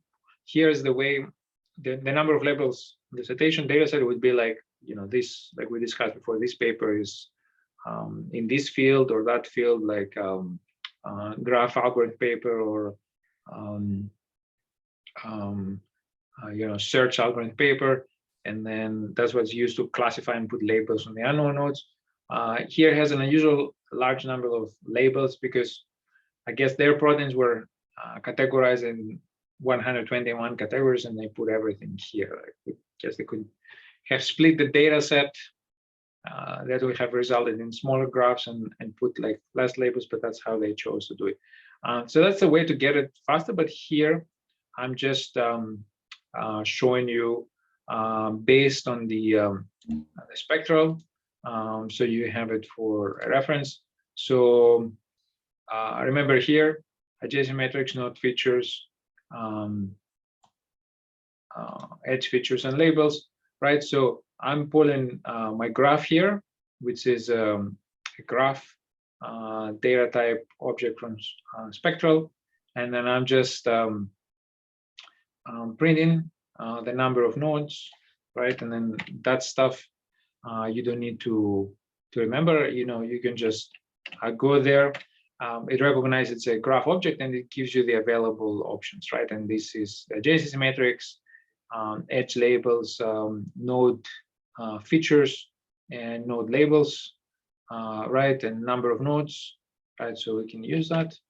And you can see here when I run it, number of nodes is, let's go up. Number of nodes is 56,944, so it's a very big graph. Now number of features, node features. So I get the length of the node features array. So remember from spectral, the dot x is an array. So we go data set, graph, and for each graph, we get all that stuff, right? Here we only have one graph. So the data set .graph gave us an array of objects graph. Now the graph.x, it gives us an array of objects, which essentially is not objects, well, it's objects because everything is object oriented in Python, but it's essentially NumPy arrays, right? NumPy arrays are object too. And you can see that is a NumPy array. So the length of when we get the .x, which is all the node features, and I print the length, is 56944, which makes sense, right? Because we have to have as many arrays or subarrays, if you want to call it this way, within the larger X array, which contains the node features, as many nodes as we have, right? Because every node needs to have its own features, right? And I printed the first one.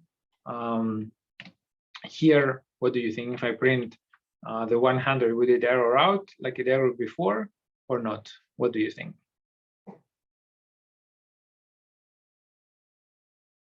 I'm just trying to make you understand the whole way the data is stored here. It takes quite some time to wrap your head around. So who thinks it's going to error out if I run that? Is it less than the 121? So is it okay? The 121 is actually the length of the wire. So it didn't error out. I just printed it. So it's right here. This is what it prints. Okay, but that's a good question that you brought that up, so I can explain it. So this one, let's see it here. Let me try to answer your question. No. Okay, so you see here that it has 5694450. So this X array has 56944 subarrays. It's actually not subarrays. It's 56944 NumPy ND array objects, which we can call them arrays, but it's actually NumPy objects. Each with which one has length 50.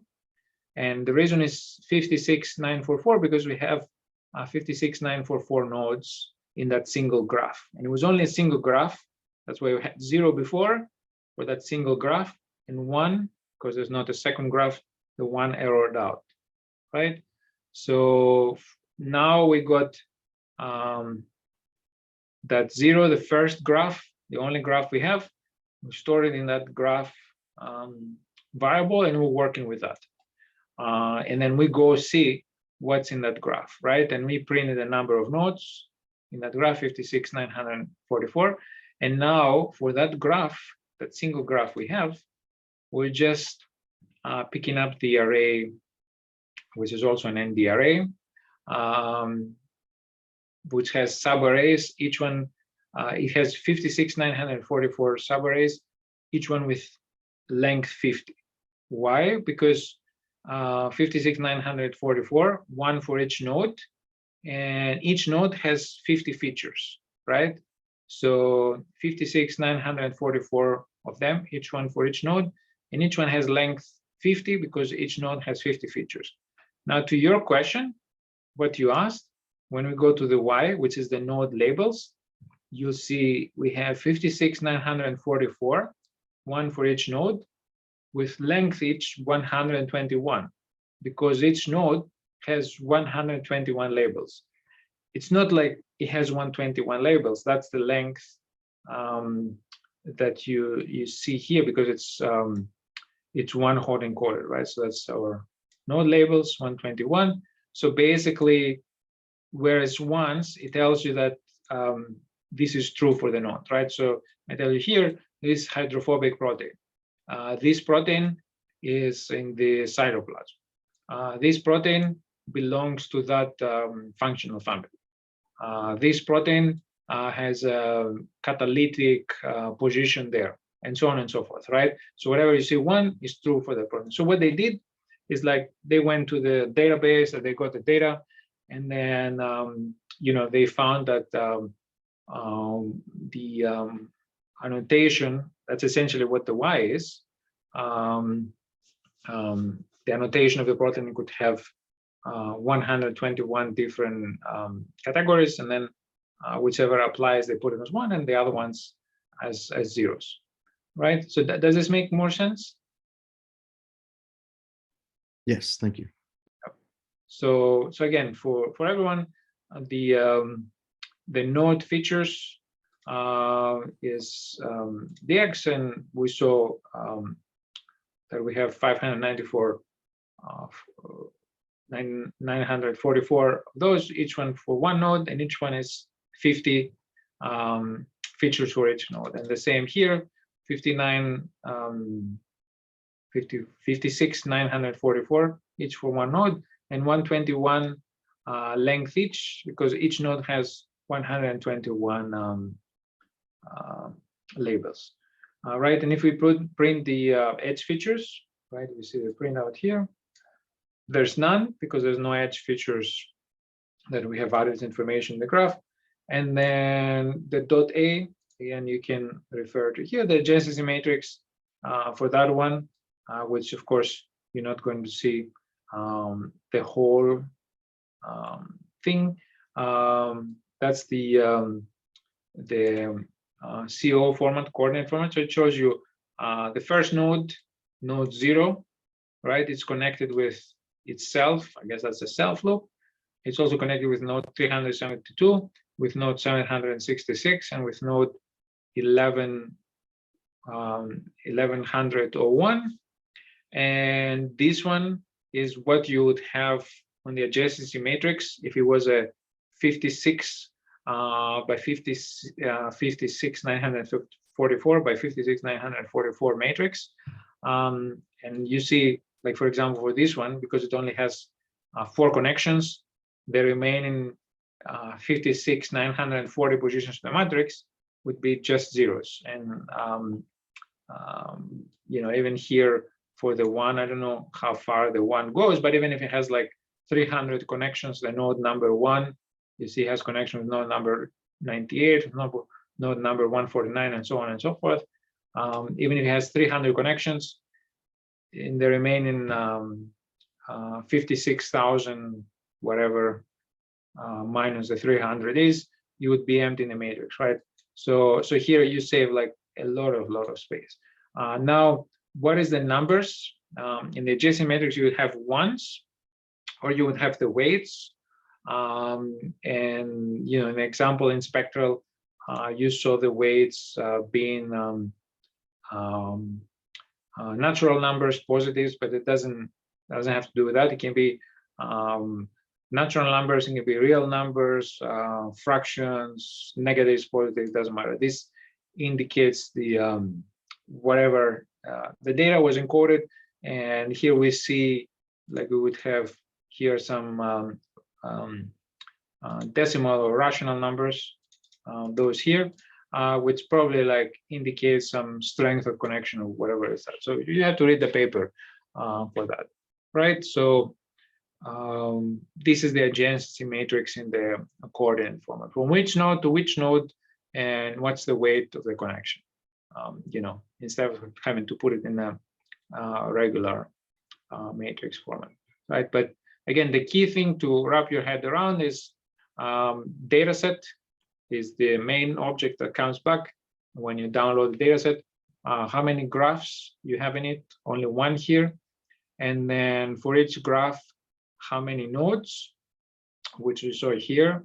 And then how many node features, which is like the words of the text or the annotations when you use the proteins, how many you have per node, and it's going to be as many nodes as we have, 56,944, and 50 per node, right, which we've seen here.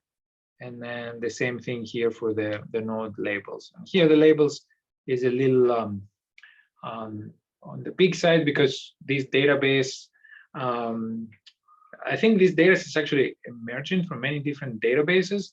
That's why many different proteins come in to create a big network.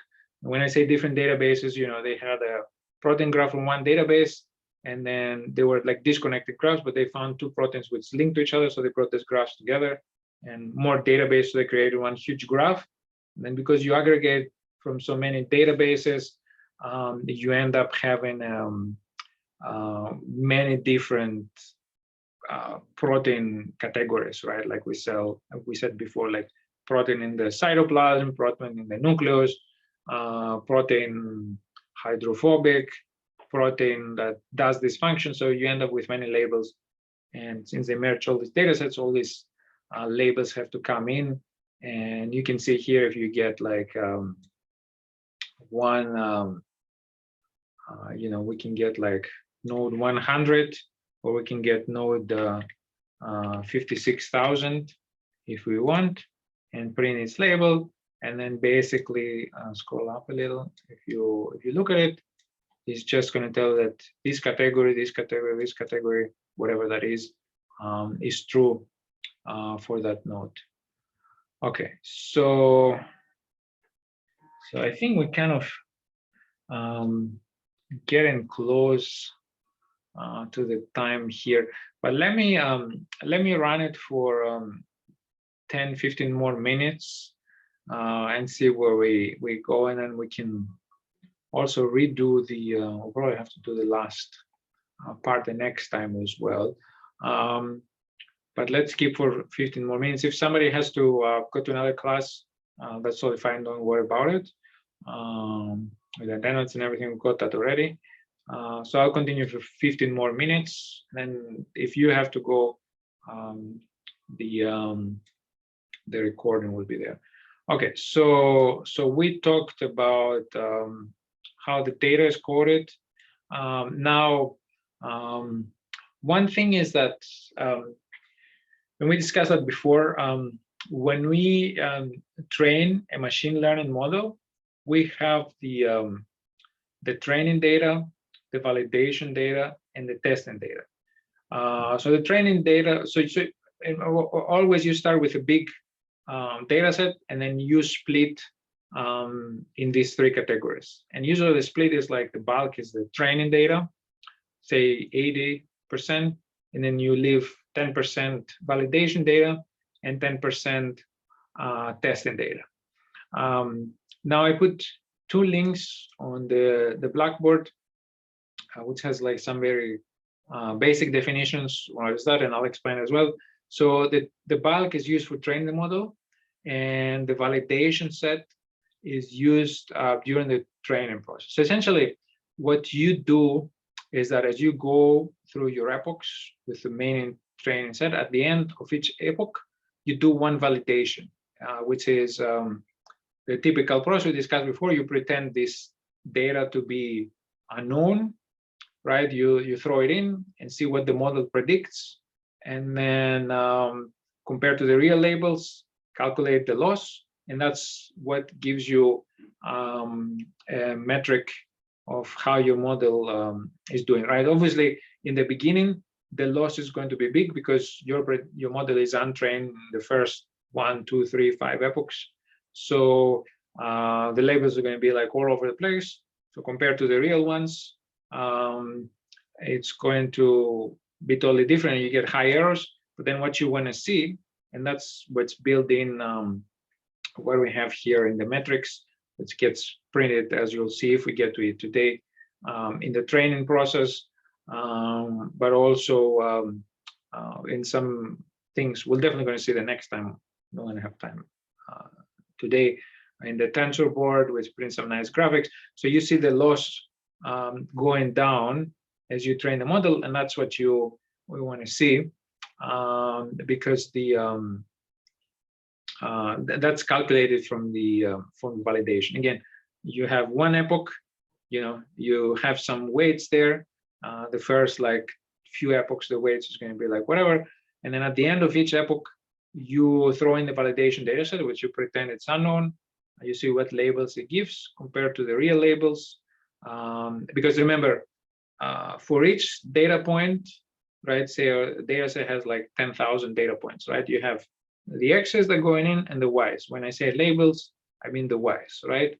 So the training data set, which you throw in, you don't, you just use the Y's to calculate the error, right? The validation data set, what you do is like you kind of hide the Y's and you pretend that it's, I mean, you know the Y's, but you pretend it's unknown. So you throw the validation in, and then you see what predicted Y's it gives you, and then you compare with the real ones, and then you calculate the loss, and that's the metric that shows you how your training going. Of course, the loss has to go down as you keep with the training.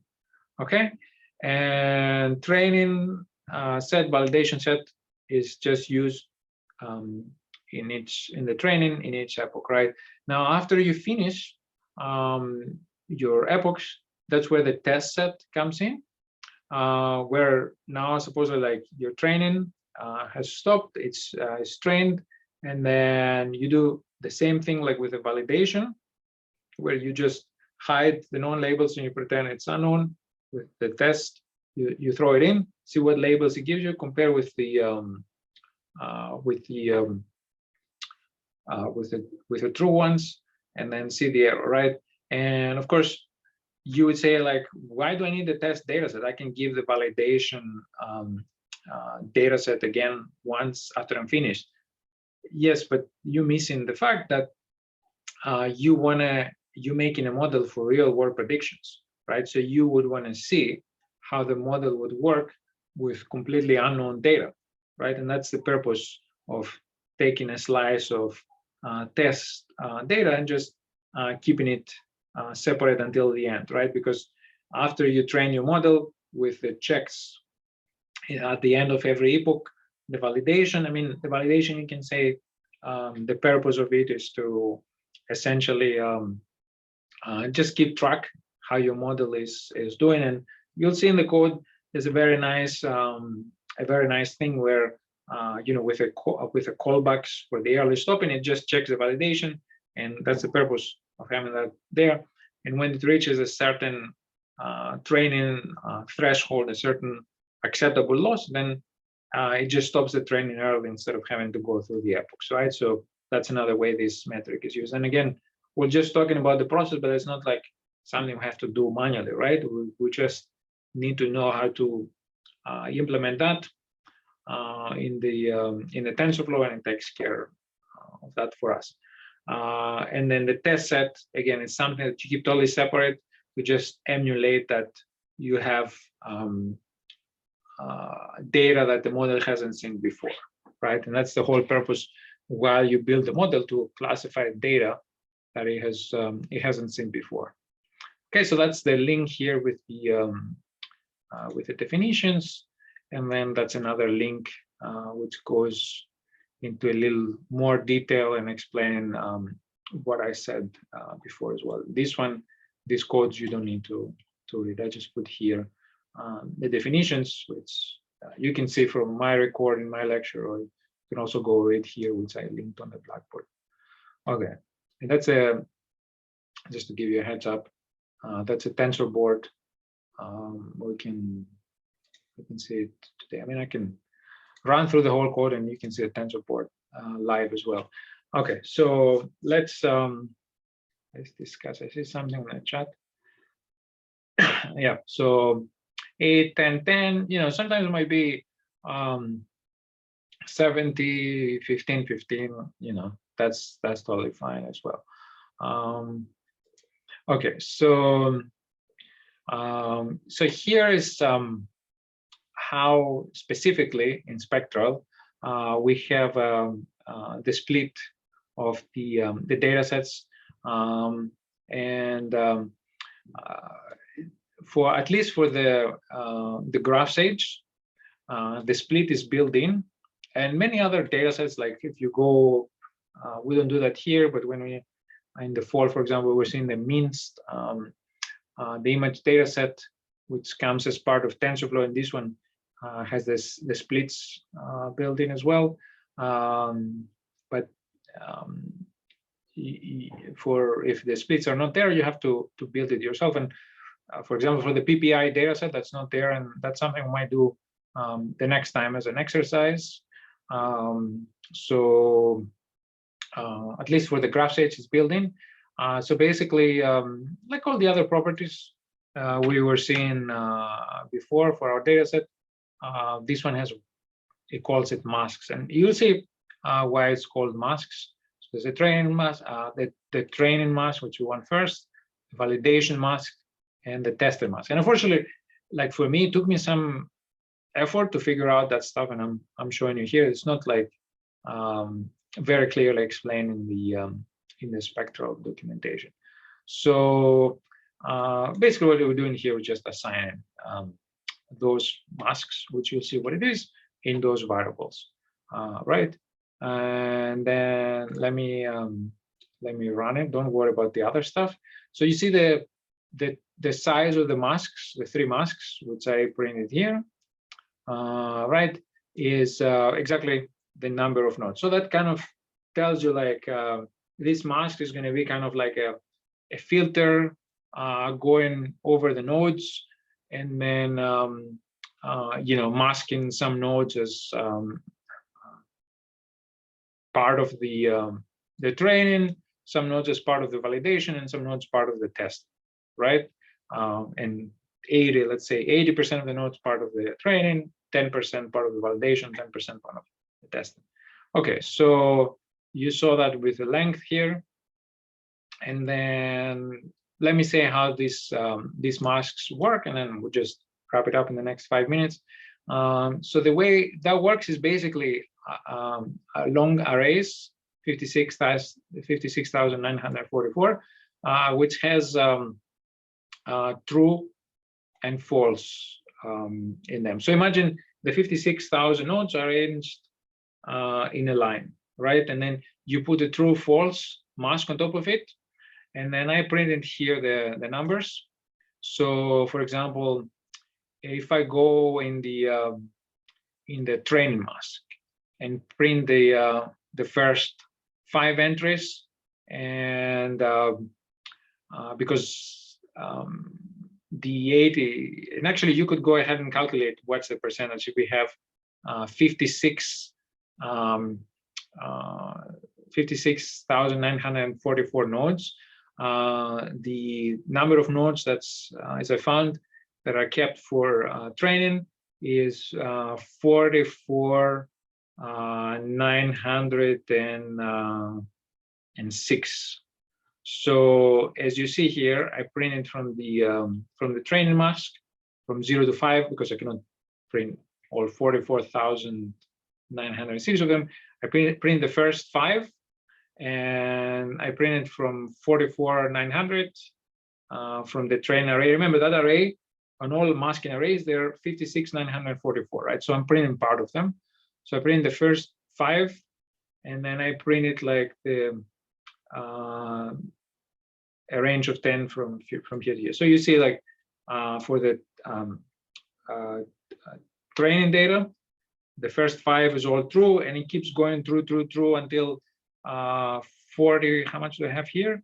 Until 44,900, 44,900, 44,901, 902, 903, 904, 905. It's actually 6 total because the first one counts as 0. So is 44,906 truths, and the remaining, I mean, I printed up to 44,910. I could have printed up to 56,944, but the remaining is going to be false, right? So the way the masks work is like, imagine the nodes, you arrange them now not in a graph, but you arrange them in a line. I mean, essentially, the graph is stored in an array, right, internally. So the graph is just going to be stored in a linear array, and that's how the masks are applied to it. So it's going to keep the first 44,906 nodes as true, and the remaining from 44,907 until 56,944 is false, right? So that's first section is my my training, and then my validation mask, which is here. So I print from the same like before. And then I found that it goes, I don't remember which number, is somewhere. So it starts from 44,907 to a number somewhere in between here. So that's the next chunk. So you have, so in the training, you have the first chunk of truths and then all false, right? And then in the validation, whatever you had true for the training, you have 4 false for the validation. So the first 44,907 for the validation, which was true for the training, it's false for the validation. And then you have a chunk, not all the way to the end, but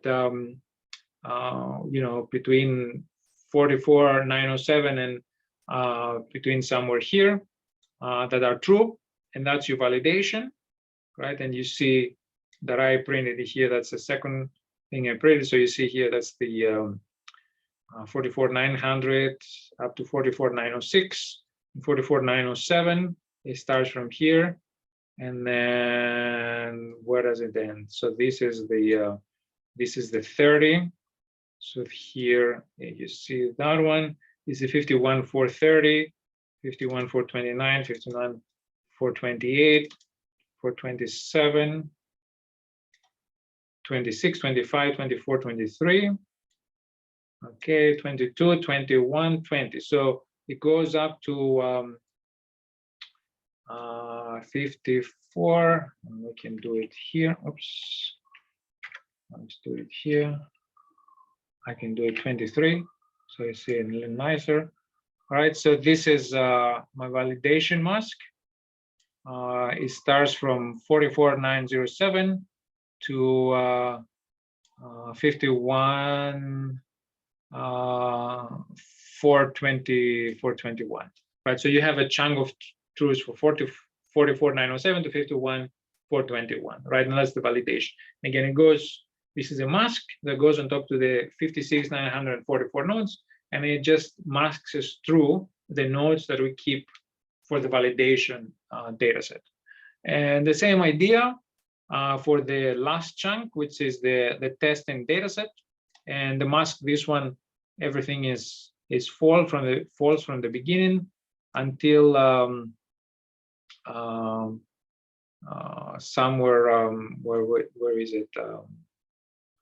Do we have the testing here? Somewhere to the end. So all those, the testing is going to be a bunch of truths in the end, right? So you could explore that, and I think actually I might put as a question in the homework to just go there and find like the percentages we have by exploring this and see which one, how many truths we have, how many false, and see what's the percentage of the nodes we keep as testing, as validation, and training, right? And that's a little script I wrote, not script, like a loop I wrote and put here to just explore this to see the boundaries of the true and false. So again, like final sentence, remember the mask is just like a mask which has true and false, and just goes over the 56,944 nodes which are arranged in a line to just mark the ones which we keep for training, the ones we keep for validation, and the ones we keep for testing. Okay, so, and I think that's where I'm going to stop it here today. Is there any questions on what we covered? Whether in the last part with the masks, which is going to come up as question, or anything else we covered? Did you say there was homework? I think I'm going to try to post it by tomorrow. If I don't make it tomorrow, maybe, I'll post it like early next week, and then we have it due for next time. I wanted actually to cover the whole thing today. I was hoping, but I always like put more than, or I talk a lot, I don't know. And I was hoping to put like as an exercise, you guys do it with the PPI dataset, but I think it's fine. So either I'm going to do a homework with some questions for the things we discussed, or just wait until the next time. We'll see. I'll let you know. Everything is going to be announced in the Blackboard, and then you can see it there anyway, right? So Okay, thank you, Professor. no problem. Okay, any other questions?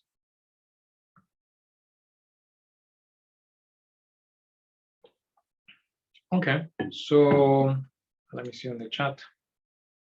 Okay, just goodbyes. All right, so if there's no more questions, then we can adjourn for today, and we meet to continue this code. And also, I'm hoping to get the PPI next week and learn the spectral more. And then I'll let you know about the homework. Okay, so thanks everyone for joining us today, and go back, watch the the recording, follow the links, read the tutorials, so you understand this as best as possible, and then we'll continue and finish next time, and that should give you good strong coding basis for the spectral and the TensorFlow for real world applications. Okay, so thank you everyone again, and I'll see you next week.